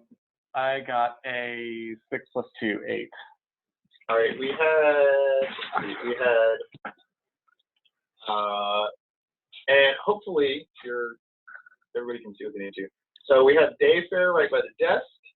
We have Errol, actually holding said object. We have Flick, I'm assuming like right in the middle of the room. Yeah, I think this middle room. Balthazar was still, but kind of, back by the entrance. Sorry, too. I was laughing at Balthazar's icon. Oh yeah. Also, he didn't make this. I did. I just thought it was great. And That's that hilarious. that it looked like. Yes. Yes, the whole like orgasm and death thing. Yes. Okay. 1, 2, 3, 4. We're only missing our little friend, Barg. Barg. So let me grab a raw goblin. Hey, John, can you do like a slideshow of like everyone's little icon? Oh yeah, let's bring it. Give me 1 sec.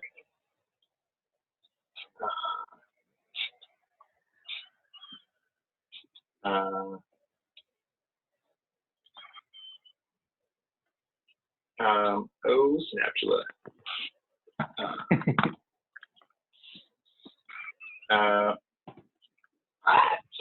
Okay, hang on. And hopefully, if you haven't, go ahead and do your initiative thing.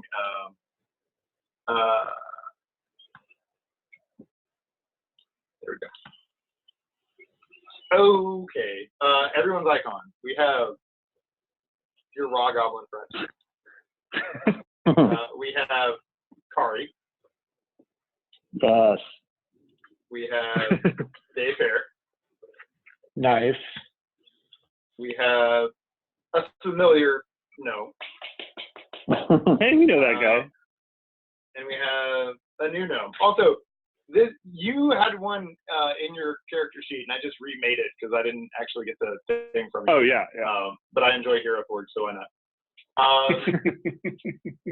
All right, so let's get this going. Naturally, we more importantly need the right music. So we'll do a little bit of that. Crawling in my skin.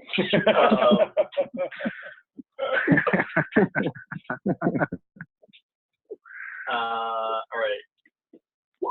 Let's get Barb. Let's get me a skeleton. Let me. Okay. What was? What's everybody else? Ocho.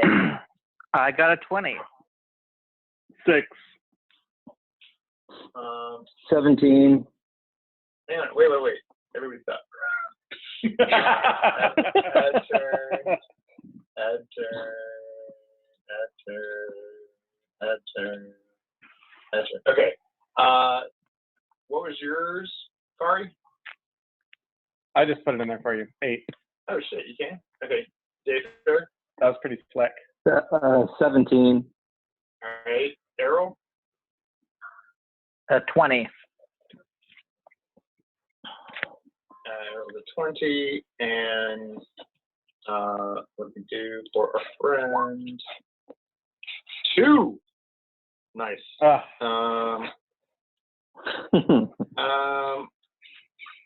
right. He's got 4. Okay, 4. All right, and swords descending. We are ready to go. Is there another skeleton there should be, John? No, they go on the same round together. Oh, okay. All right. Errol, you're up first.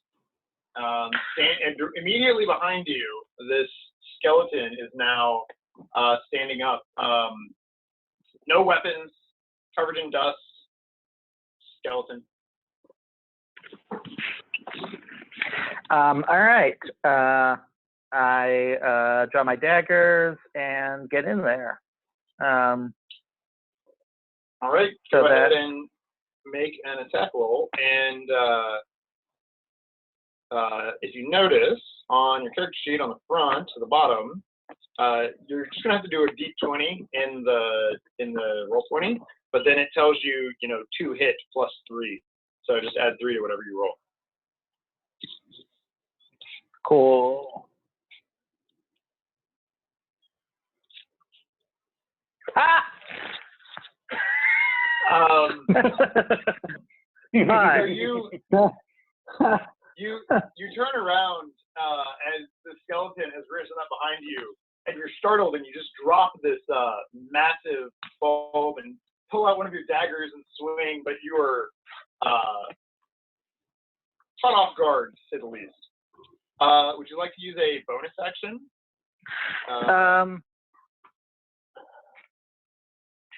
Do I want to? You know what? What the heck? I never use these. Sure, I will bardic inspiration. Fantastic. So, you can. It's a D6, right? anyone an inspiration die within 60 feet of you, and whoever you give it to is going to get to roll whenever they want, sometime in the next 10 minutes. Whenever they do an attack roll or a check of any sort, they can roll a d6 and add it to it because they're inspired by you. Awesome. So, first, who would you like to give said inspiration to? I'm going to give it to Dayfair. Second, Thank you. if I remember correctly, you are a storytelling bard, correct? Yep. So, what do you say of your bardic nature to him that inspires him in this moment? Remember the tale of Sir Kay and the skeletons of Umbar.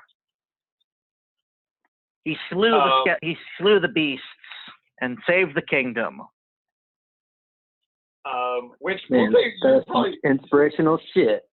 yeah, you're saying this as you're stabbing. With all the fire. Yep. All right, cool. On your sheet up in the just above that, it has the whole limited features things, and it says Bardic Inspiration 3. Yep. If you just mark down 1 in the use box later, when you use the long rest button, it'll reset it. So, Yep. Cool. Are you moving? You're welcome to, but it will get an attack Yes. opportunity on you if you run away.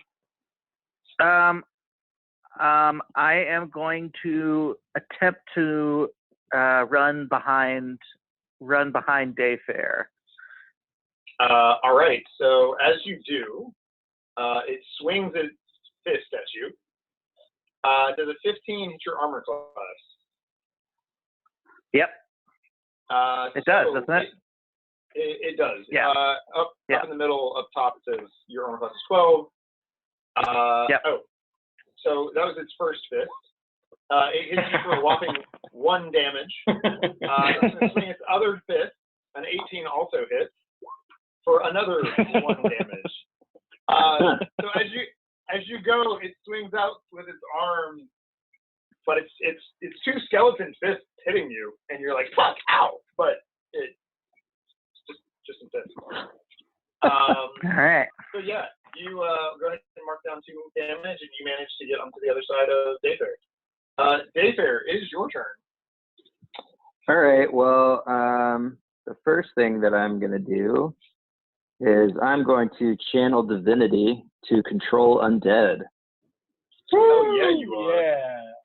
So go ahead in your little limited features box, mark that you used that once. Mhm. Control undead. As an action, 1 undead you can see must make a wisdom save, and if failed, it must obey your commands for 24 hours. Which one? Yes. The one right in front of you, or the one on the other side of the room? The one right in front of me.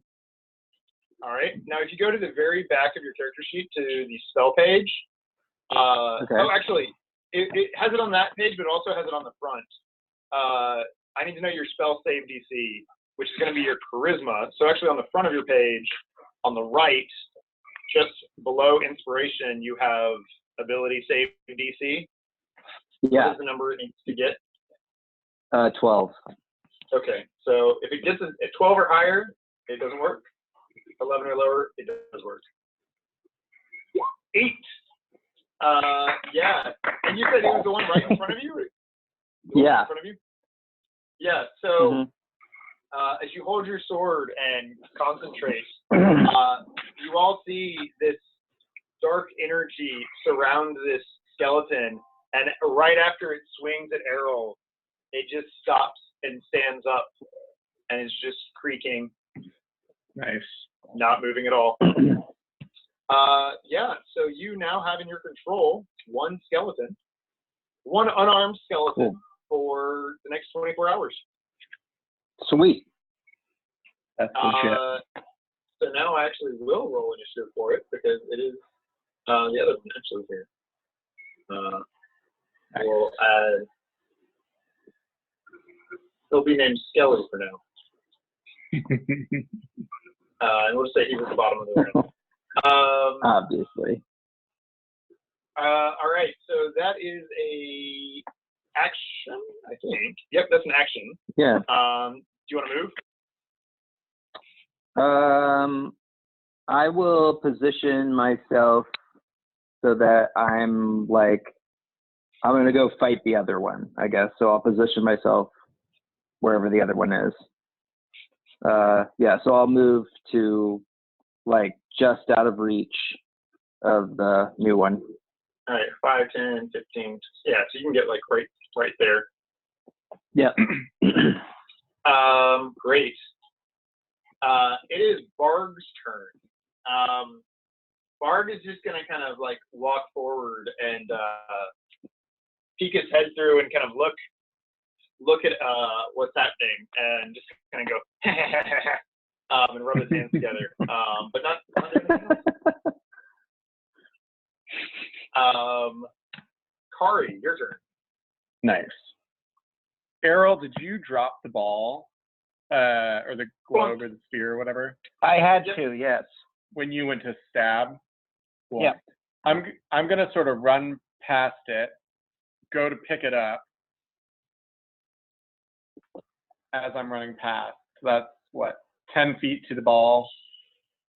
Now, usually for just interacting with an object, I would give you a free action, but this thing weighs 20 pounds. It'd probably be your action to try to pick this thing up.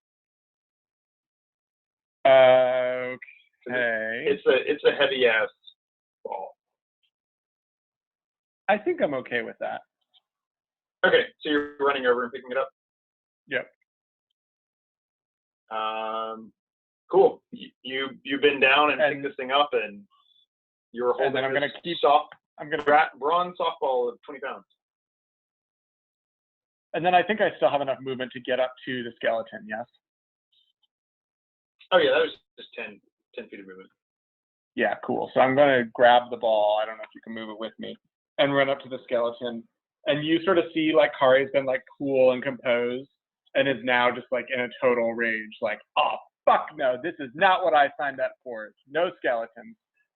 Runs up with the ball, gets up to the skeleton, and goes to bash the skeleton's head in with the orb.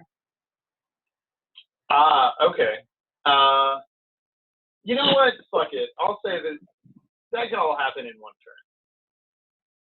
Well, I was thinking, so technically it's an attack with an improvised weapon. I took the Tavern Brawler feat, so I was just going to do it as one of my monk bonus attacks. Sure. Go for I was gonna force you to do that for me. That works and is narratively awesome. So 14. 14 does hit. Nice. And I get 1d4 This is amazing. damage. 1d4 plus something, I imagine. 2. 3. 3 damage. 3 total. You rolled a 1. I sure did. That's my shtick. You come forward and bash this thing in the face with this thing, knock its jaw just flying off to the other wall, and it reels and slowly creeps back towards you. That's your turn. Come on and slam. Would you consider that an unarmed attack? Probably not, because I bashed it. No, that's the improvised weapon. Yeah, cool. Yeah. All right, Flick, you're up. Okay, so also, I'm assuming you as this all started, before you shot your first thing, you dropped your lantern, so it's on the ground over there. The room's lit up. For sure. Yeah, for sure. Flick, what are you up to? and so the room is lit. Yeah. Okay, I'm going to kind of move to the other table corner there. And from there, I'm going to do a sharpshooter attack. Yeah. Go for it. And so that would be, just move my sheet, but I believe it's +2, the attack. A 4, I assume doesn't hit. No, you aim so carefully, and as you release, it goes right as Kari hits it in the face with this thing and flies right where its jaw would have been, but doesn't hit it. Okay, so then I'm using my Dread Ambusher second attack on the first turn. And so this one I'm not doing with Sharpshooter. I'm just doing a normal attack. Okay. And that's a 21. Yep, that definitely hits. Okay, so that'll be 1d6 plus 1d8 plus 3. Yeah. Damn it. Divided by 7. Oh. Gotta do slash roll. I mean, also you can just quickly do a d6, a d8, and then the last 3. 14. Okay. Yeah. So immediately you all see Flick run across, and right as he gets in position, fires this one. It goes through the jaw. He pulls out his second arrow. And how would you like to finish off this skeleton? Well, so it's a jawless skeleton. Or I think I'm gonna do like it kind of goes through the skull and like pops the skull off and like lodges the skull into the wall on the side. Nice. You see this shot come through and go through this skull and just like nail it into the wall on the opposite end, and this body just collapses to the ground. That's pretty good. Pretty good. I like it. It's now Balthazar's turn. At this point, there is now a skeleton under Dayfair's control. Although technically no one knows that except for Dayfair. That there's what? That the other skeleton is under your control. Oh, okay. I say, like, this other one is under my control. Yeah. Balthazar, like, has his hand coming forward to cast his spell, and he, like, stops, and he's like, what? Yeah. That's the thing you can do? That is fascinating. You can control life and death like that? I mean, just the undead, the weak denizens of the undead bow before my god, or used to. Ooh. He said, So edgy. fascinating. I would love to learn more about this. Anybody, now that this other skeleton has fallen, what's next? Does Kari still have the orb? Yeah, I was going to say, Yes. is anything happening now that the skeletons are dead and it's in my hand? No, the skeletons are down, and the orb is still just a bronze, very heavy orb in your hand. Okay. I go up to Kari and say that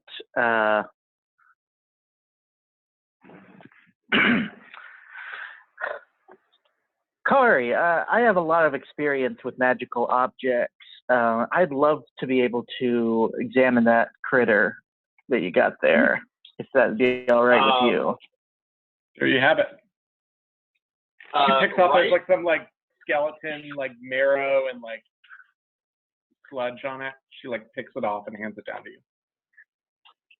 Right as you are holding this, you hear Bard laughing in the background, and he keeps laughing, and it keeps like going on for a while, and you all like turn and look at this little raw goblin.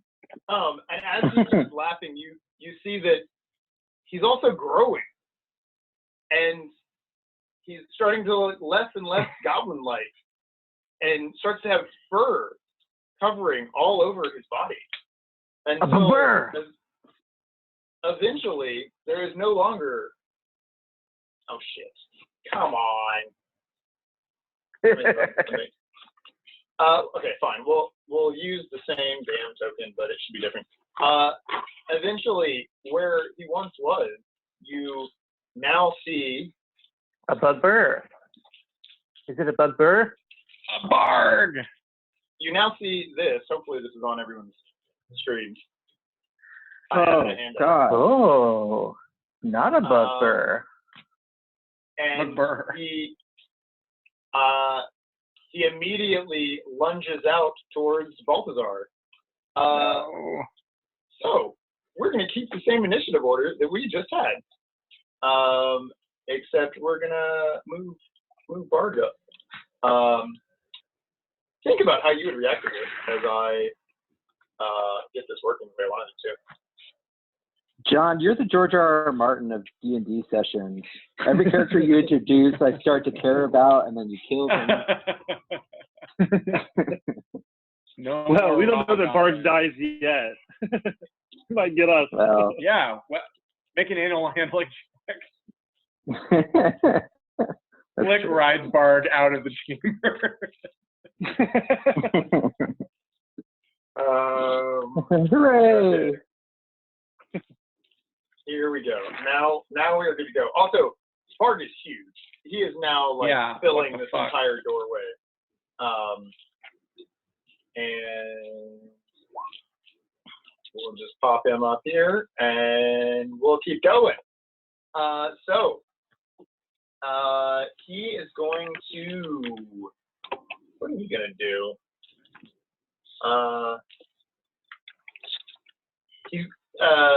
He's gonna swing out with his claws at Balthazar.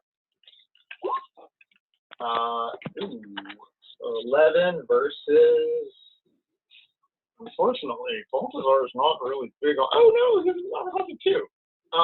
So as Bard reaches out with these claws, this was just freaky enough for Balthazar to start backing up, and the claws just miss. And Bard will just stay there.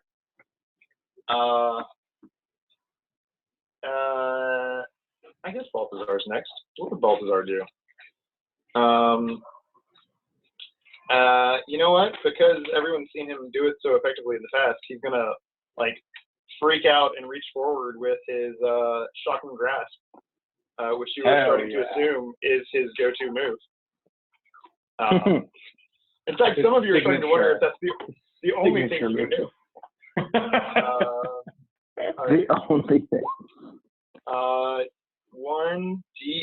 8 plus 5 does not hit. Okay. So again, he's freaked out in this, and reaches out and misses. He does not want to run away because he might get mutilated. So he's just going to move to the side. He's still within range, but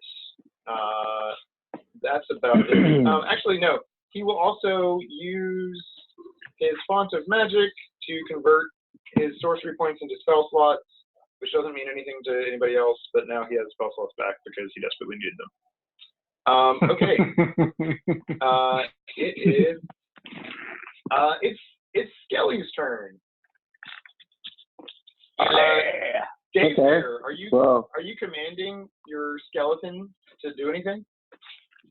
yes, I command it to attack Bard. As you say this, the skeleton slowly turns and just walks over in front of Bard, and swings out one of its unarmed arms. And as it does, it just swings out and hits Bard, and it's clearly far too weak to do anything. It swings around with the other arm, and this one is even weaker. So there's just this Oh my god. smacking this thing. No. I love it. That was his turn. Errol, it's back to you. Okay, first move.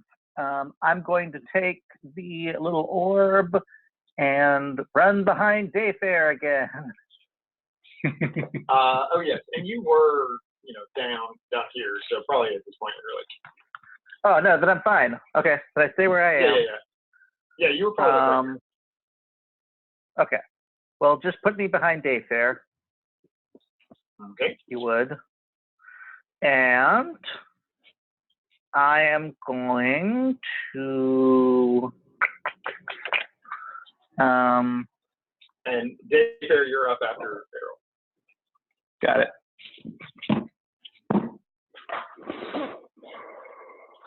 okay. I am going to cast Dissonant Whispers. Shit, what does that do? I whisper a discordant melody that only one creature of your choice within range can hear, racking it with terrible pain. The target must make a wisdom saving throw. On a failed save, it takes 3d6 psychic damage and must immediately use its reaction, if available, to move as far as its speed allows away from you. He basically Perfect. sings the most recent Little Uzi Vert song. It's a Billy. I was gonna go with Billie Eilish. Yeah, So- that's also equally good. So here's what I need from you, Barry. One, mark off one of your spell slots at the top of the page. Yep. And then two, tell me what your spell DC is, which should be right there on that same thing. Save Yep, throw it's DC. 13. 13. 13. So Yep. wisdom save for Mr. Bard. An 11. Okay. He does not save, so he takes 3d6. If Yep. you No face, roll Bard. 3d6. 13. Bard takes 13 damage and then must move. Nice. Oh as yeah, far it's as plus its 1d6 speed allows. psychic. Yeah, sorry. It's also plus 1d6 psychic. Oh, Right? Hold on. No, Make sure I have that right. No, sorry. It takes 3d6 psychic, and then if you cast it at a higher level. than Oh, first if I level, cast it at higher level, second level. Yeah, excuse me. yeah. Okay. Yep. So yep. 3d6 okay. is good. And then it has 13 to move damage. as far as its speed will allow away from you. Yep. Okay, you all see as Bard, after getting hit by the skeleton, locks eyes with Errol and then scrunches up his monstrous face and starts shaking its head as if it just hurts so bad and runs. Look at this photograph. Runs like a cowering dog to the back of this tunnel that it's in, and is scrambling up the top trying to get out, but it's far too big to fit through that small hole. As it does, Skelly gets an opportunity attack because it moved away.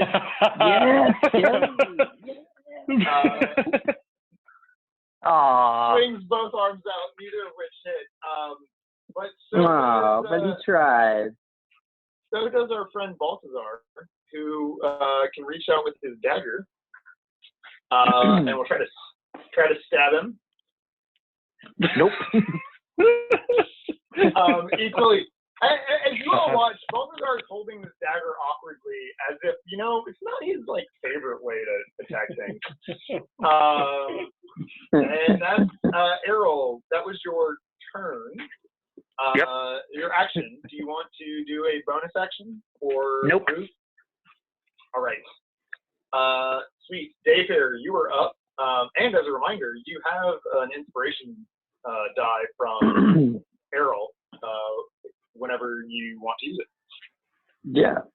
All right. So I guess I'll go chase him. I mean, because that's pretty much all I can do. So yeah. Now, 5, 10, 15, 20, 25. You actually can't reach him. You can get to about Okay. here. Now, if you want to use your action to dash, you can get right up on him. But then you won't be able to attack this turn. That's okay. I'll just stay here. Ooh, can I do my can I do a cantrip Yeah. after running? Yeah. Okay. Because I looked on my character sheet, and I think because I'm an elf, I get because I'm a high elf, I get one cantrip from the wizard spell list, but I don't think I had picked it yet. Well, you did because that's your booming blade cantrip. Oh, that's Booming Blade. Oh, okay. Yeah. Oh, I didn't realize that was a cantrip. Yep. Oh, perfect. So- Okay, all right, never mind. I will do Now, nothing. what you can do, my friend, is you're allowed to hold an action or an attack or a spell. So what you could do is you could stand in the doorway, hold that booming blade cantrip until he gets within range.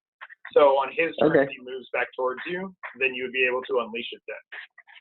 Oh yeah, then I would like to do that. Sweet. All right. Kari, it is your turn. You have seen this small goblin turn into this giant beast, swing at your friend, and then go screaming back to the back. And now there is a skeleton and your new friend, Dayfair, blocking the way. We are friends. Mm-hmm. You are blocking the way. I'm going to wheel around. I think you're probably just going to give him a bonus to his armor class. I'm assuming Barg is a he. I'm going to pull my longbow back out from under my cloak. And Kari, as she knocks her arrow, is going to sort of close her eyes and get a little bit of chi and use her bonus action to do her Kensei shot, which means if she hits, she gets an extra 1d4 damage. But she has to hit first. Cool. He has +2 to his armor class because there's people in the way. I mean, person and skeleton. Yes. 19. 19 hits. Yay! Finally. Flick, you're up next. Or sorry, I missed that. What was? No. Kari's still going, but you're up next. Oh, Sorry, 11 damage. 11 damage. You focus and you fire this arrow that goes straight through Dayfarer and his new skeleton friend, and grabs Bard right in the shoulder. Nice. And this is like as he's turning around and kind of shaking off the headache. Doesn't seem happy that he got shot in the shoulder. Doesn't seem too phased by it. Is that your turn? Sorry, I accidentally muted myself. I am going to use whatever movement I've got left, like my last 25 feet, to close the gap and get outside the door. I'm going to stand Sure. behind Skelly.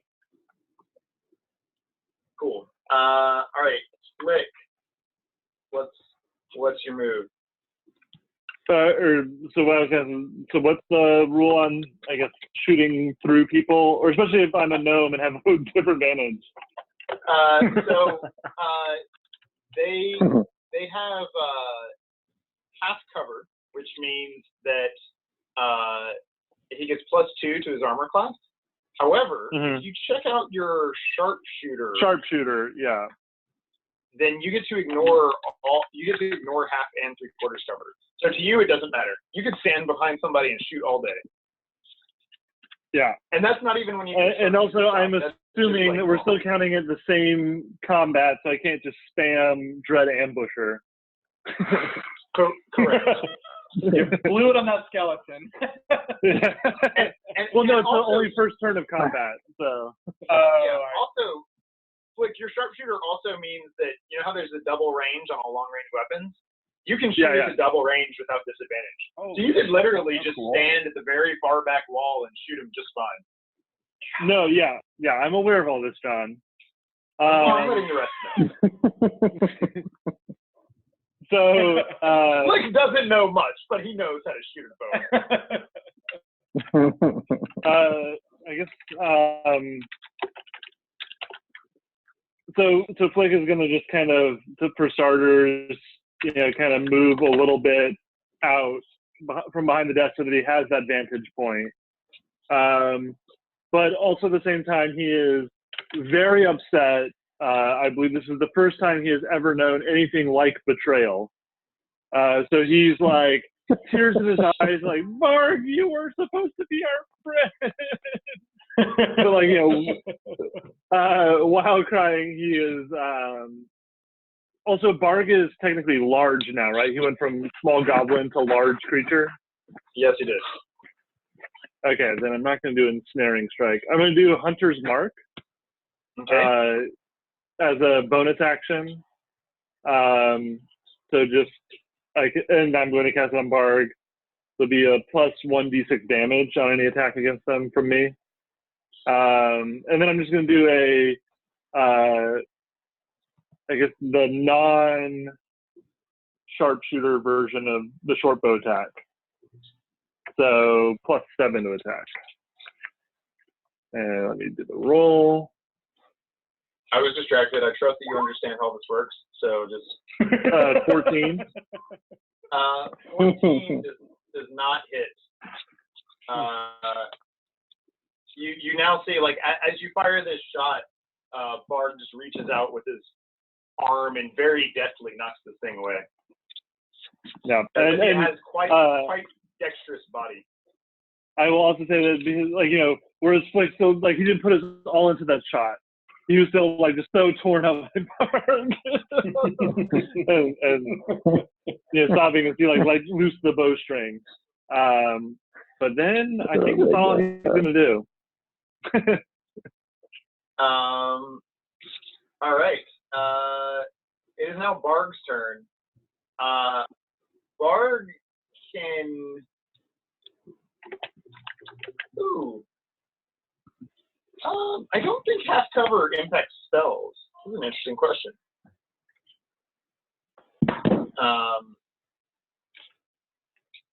Effective cover against spells. One second. If the spell requires an attack roll, AC increases. But like okay. saving No, stuff, no, I think it's still. No, it does help with that too.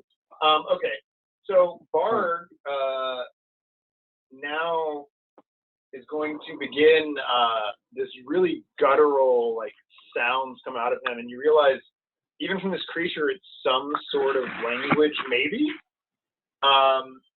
And he is casting Charm Person on. Well, actually, I'm not supposed to tell you all of that until afterwards.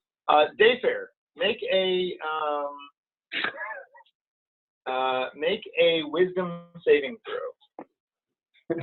Well, that's my best saving throw.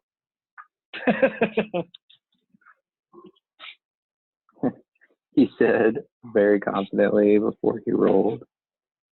Oh yeah, 21. Nice. Nice. Heck yeah.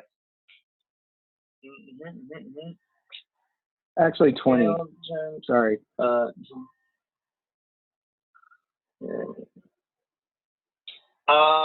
Yeah, you feel this magic kind of reach out into your mind, but you just quickly close your eyes, and your disciplined mind and your faith just that shit's not gonna work on you. Nope. And with that, he's just gonna growl loudly in anger and stay where he is. Hey, Balthazar. John, can I ask a question? Yeah. What color is Barg now? Is Barg the color in the picture? Yeah. Barg is this color. Okay, cool. I just wondered. I have a theory about Barg, and you all hear Arrow from the background being like, "Hey, what color? What color is Barg?" Sorry, it's just that I'm pretty sure that okay, anyways, we'll wait till my turn. Balthazar, now having spell slots back and not being on the front lines, is going to quickly squeeze past you, Dayfair, right in front of you, which going through another person is the same as difficult terrain. So that took 10 feet of his movement. He is then going to cast Ice Knife, using a first level spell, which he makes a ranged spell attack. So that is 12 plus 5 is 17. Oh, yeah. And you have to beat armor class, right? I always forget. Nope, meet it. Oh, meet it? Okay, 17. So he hits, which means Make a range spell attack on a hit. Oh, okay. So it takes 1d10 ice. Plus, he has to make a dexterity saving throw. She does not make, or take 2d6. Okay, so you see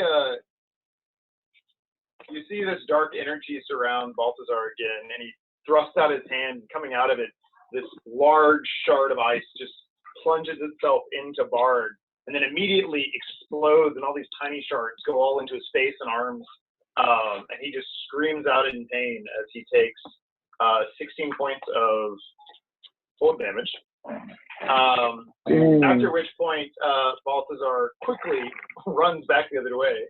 So that was 5, 10, 15, 20, back to his little hidey hole. And that was his turn.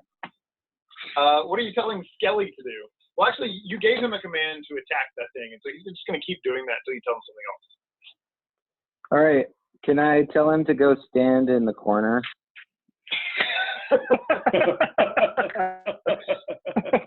The adults are fighting, Skelly. Yeah. Think about what you did. He starts to take We're not a step sharing forward our as soon as you, Kelly. As soon as you say this, he just immediately turns around and walks over to the corner and is now standing in the corner of the room, just creaking back and forth. Great.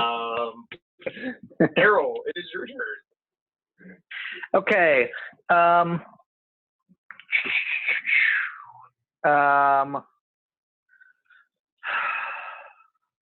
I wish we had more time, but of course. Okay. Okay. You all are very lucky that I have vast stores of nerdy ass knowledge about D&D, because I have a strong suspicion about what our enemy is. Okay. So Errol, what's D&D? Errol. Yeah, I'm not talking as Errol. I'm me. I know. I'm giving you shit. Okay. So then Errol shouts out to the group, "It's a Barghest." I'm pretty sure it's a Barghest. What's that? So it's sort of a demony thing. Anyway, point being, their big thing as like a species is fire. Like, they're really not fans. So we need to do something related to that. Flick shouts back, "Can you eat them?" No, this is actually something specifically that you cannot eat. Oh, Flick right. is very demotivated for the rest of the fight. No. Okay. So for the moment though,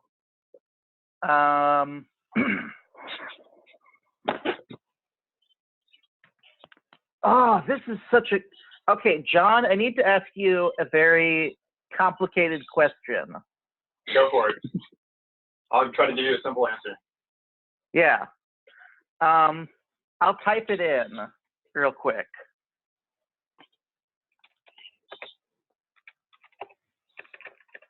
Hold on. During this time, Errol is doing something very complicated, and y'all are all like waiting with bated breath, wondering what's going to happen. This is Yeah. the longest 6 seconds of my life. I'm sorry. I'm sorry.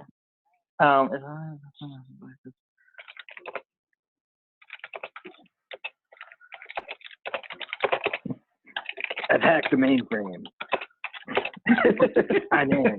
He's hacking into the Barg. He's hacking into the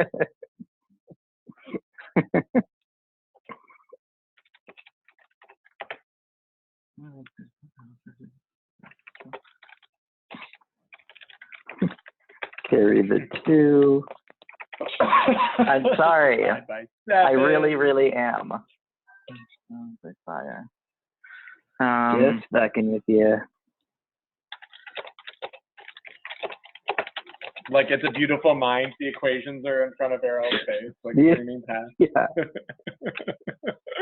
No, you've just been distracted by like AOL chat.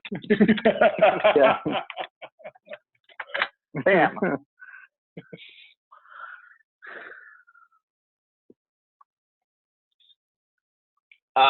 You have no idea. That's so good. That's a good thing to find out. All right. I'll risk it. Why not? Okay. Just to make sure this works. I'm going to use. I'm going to use. Great. Okay, I'm going to use Phantasmal Force. Yeah. Okay. To create the. Yep. To create the illusion of fire, of a 10-foot cube of fire surrounding Barg. And he must make a what save? Intelligence save? Intelligence. All right. And where are you moving to? I am moving up behind Kari. All right. We'll say like if you're right here, you can like peek around and probably see him fine. Okay. All right. Intelligence save. 11. Your save. You said it was a 13. 13. He does not make it. So. He for sure gets 1d6 damage then. Yep. So go ahead and roll a d6. Okay. Nice. You all see as this giant creature all of a sudden, like he had been scared of Errol before, ran to the corner, all this shit happens, just got blasted by ice, he's angry, he's snarling, and then all of a sudden he just starts freaking out and like just going insane again and whimpering once again every time Errol talks to him. All right, Dayfair, you're up. You're mean to me. All right. Well, I'm gonna run up and fuck this guy up. The booming blade that I've been holding. Welcome Well, now up. it's a new turn, so you're going to do a new booming blade, but yes, you can run up to him and Yeah. booming blade if you would like. Yes, that's what I'd like to do. Now, you have this bardic inspiration. I just need to check. I think you actually get to decide after you roll. That's so legit. Yeah. So you can do your normal attack, and then if it's not what you want it to be, you can then decide to use that bardic inspiration you've been holding. Okay. All right. So go ahead and make an attack roll. Oh, 17 plus what's your attack modifier? My attack modifier. Yeah, if you go to the bottom of your page, plus just 4 to show me hit. attack. Okay. Plus you 4 come to hit, swinging so forward 21. with his 21. Yeah, totally hits. And he's distracted. So yeah, go for it. Roll 2d6 plus 2. Do 2 d6s, Okay. then we'll add 2, and then we're gonna add another d8. Oh no, sorry, not another d8. So that's 4, 5. So you did 11 points of damage, and then so you swing forward and easily, while he's distracted, just cut across him, leaving this massive gash across Barg. And again, this like energy, almost invisible, vibrating energy is now surrounding him, such that if he moves, he will take an extra d8 of damage. Yeah. Nice. Now it is like physically moves, like attacking in the same position is fine, but if he like tries to walk away. Yeah. Okay, it's now Kari's turn. At this point, Barg is now still freaking out. Blood's pouring off of him. Not looking great. Okay, that's helpful. still with like the crazy rage on her face, Kari's just gonna like sprint forward at Barg. As she's running, she pulls her flail off her little utility belt and like jumps in the air and brings it down against him for an 18 to hit. 18 hits. 6 damage. All right, you come swinging down, and right as he's recovering from this slash from Dayfair, whack him in the skull for 6 damage. I'm going to use my bonus action to do an unarmed strike. Okay. Because that was a monk weapon. So like down with the flail, and then like back up with an uppercut with the left hand.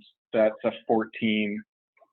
14 does not hit. As you come and you hit him in the face, you realize, holy shit, he may be hurt. This is a beast of a motherfucker. Yeah. And then wait, so my second unarmed strike, it is a bonus action. Okay, cool. Well, yep. That is my turn. All right, Flick. Yeah, so going to advance up a little ways there, and then I think it's still just a normal short bow attack. Go for it. But still with Hunter Mark on it. Oh, 24. Yeah, 24 hits. Yeah. So that'll be 1d6, and I think it's plus another d6. Yeah. From Hunters. Also, I like to imagine that when Flick did that, he just like rolls forward along the ground and shoots as he's coming up. Yeah, Don't pretty cry. much just like assume anytime Flick is moving and shooting, it's like some kind of like overcomplicated acrobatics, like little gnome, gymnastics. Yeah, so 1d6. So it'll be 2d6 plus 3. Let me do that. 9. You catch him your arrow comes flying and like catches him right in the neck, blood pouring from it. He's now got blood drooping down the front of his face, from his neck, across his chest. Not looking great. Is that everything for your turn? Yeah, that's everything for me. All right, still freaking out from this fire, or you guys don't know, but he's freaking out in his mind. You hear that same odd voice, sort of speaking, half animal, half word sounding, and his eyes start to glow just a little bit green. And let me just get it right. You see him just start to shimmer in green, and then he's gone. Well, I assume he gets hit with thunder damage. Let's check. Wherever he ended up.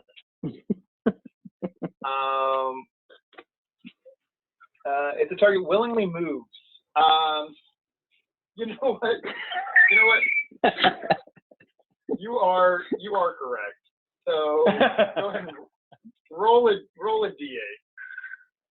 Thank you. Yeah, take that. Nice. All right. Please tell me that killed him. Oh my god, I hope so. And we have no idea. He's on a different plane now, Yeah. Okay. His corpse is just sitting there. It did not. You actually have no idea.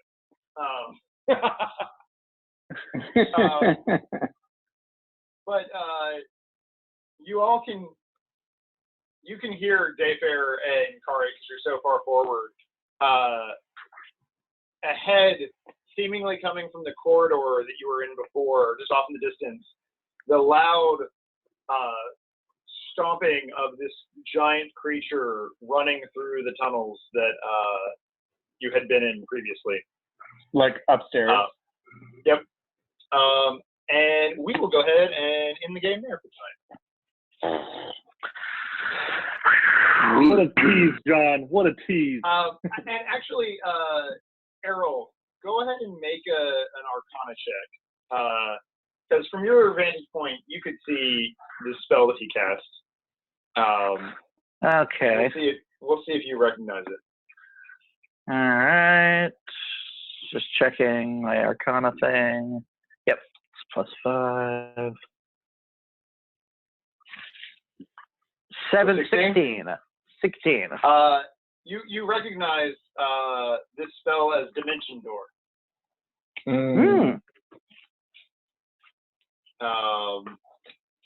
And we will end right there with Bard. I recognize this spell as Dimension Door. Everyone knows a Bard can Dimension Door. Of course. What color is it though? Okay. Do you want me to explain why I asked what the color was? Only kind of. I mean, Okay. yeah. You don't have to. I don't have to. Let's leave it in the mystery for now, at least.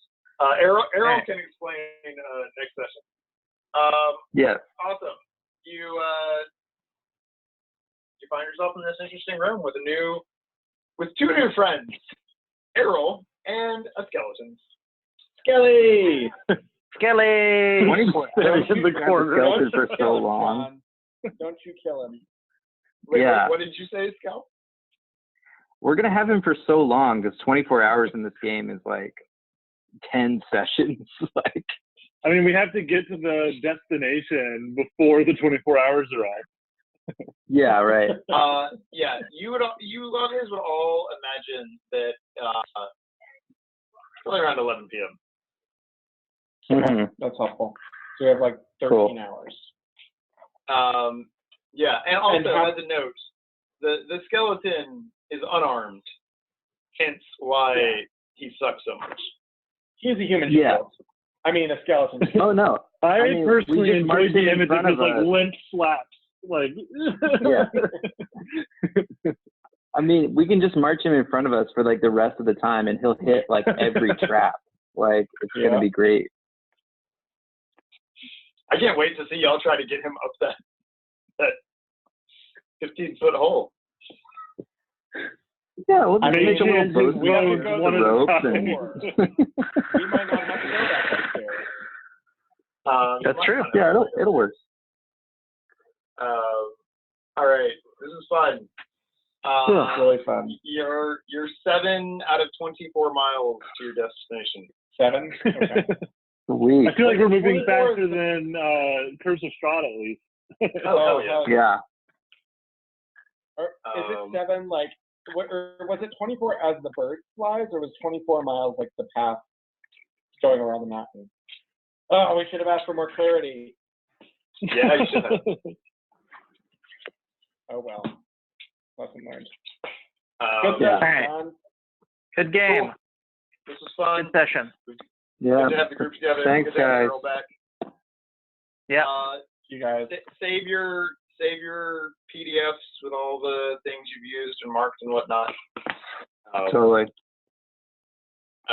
Cool. Our next one is All right. for like a month, which sucks, but Yeah. Yeah. such is life sometimes. That's cool. Okay. I got a lot of work to do. All right.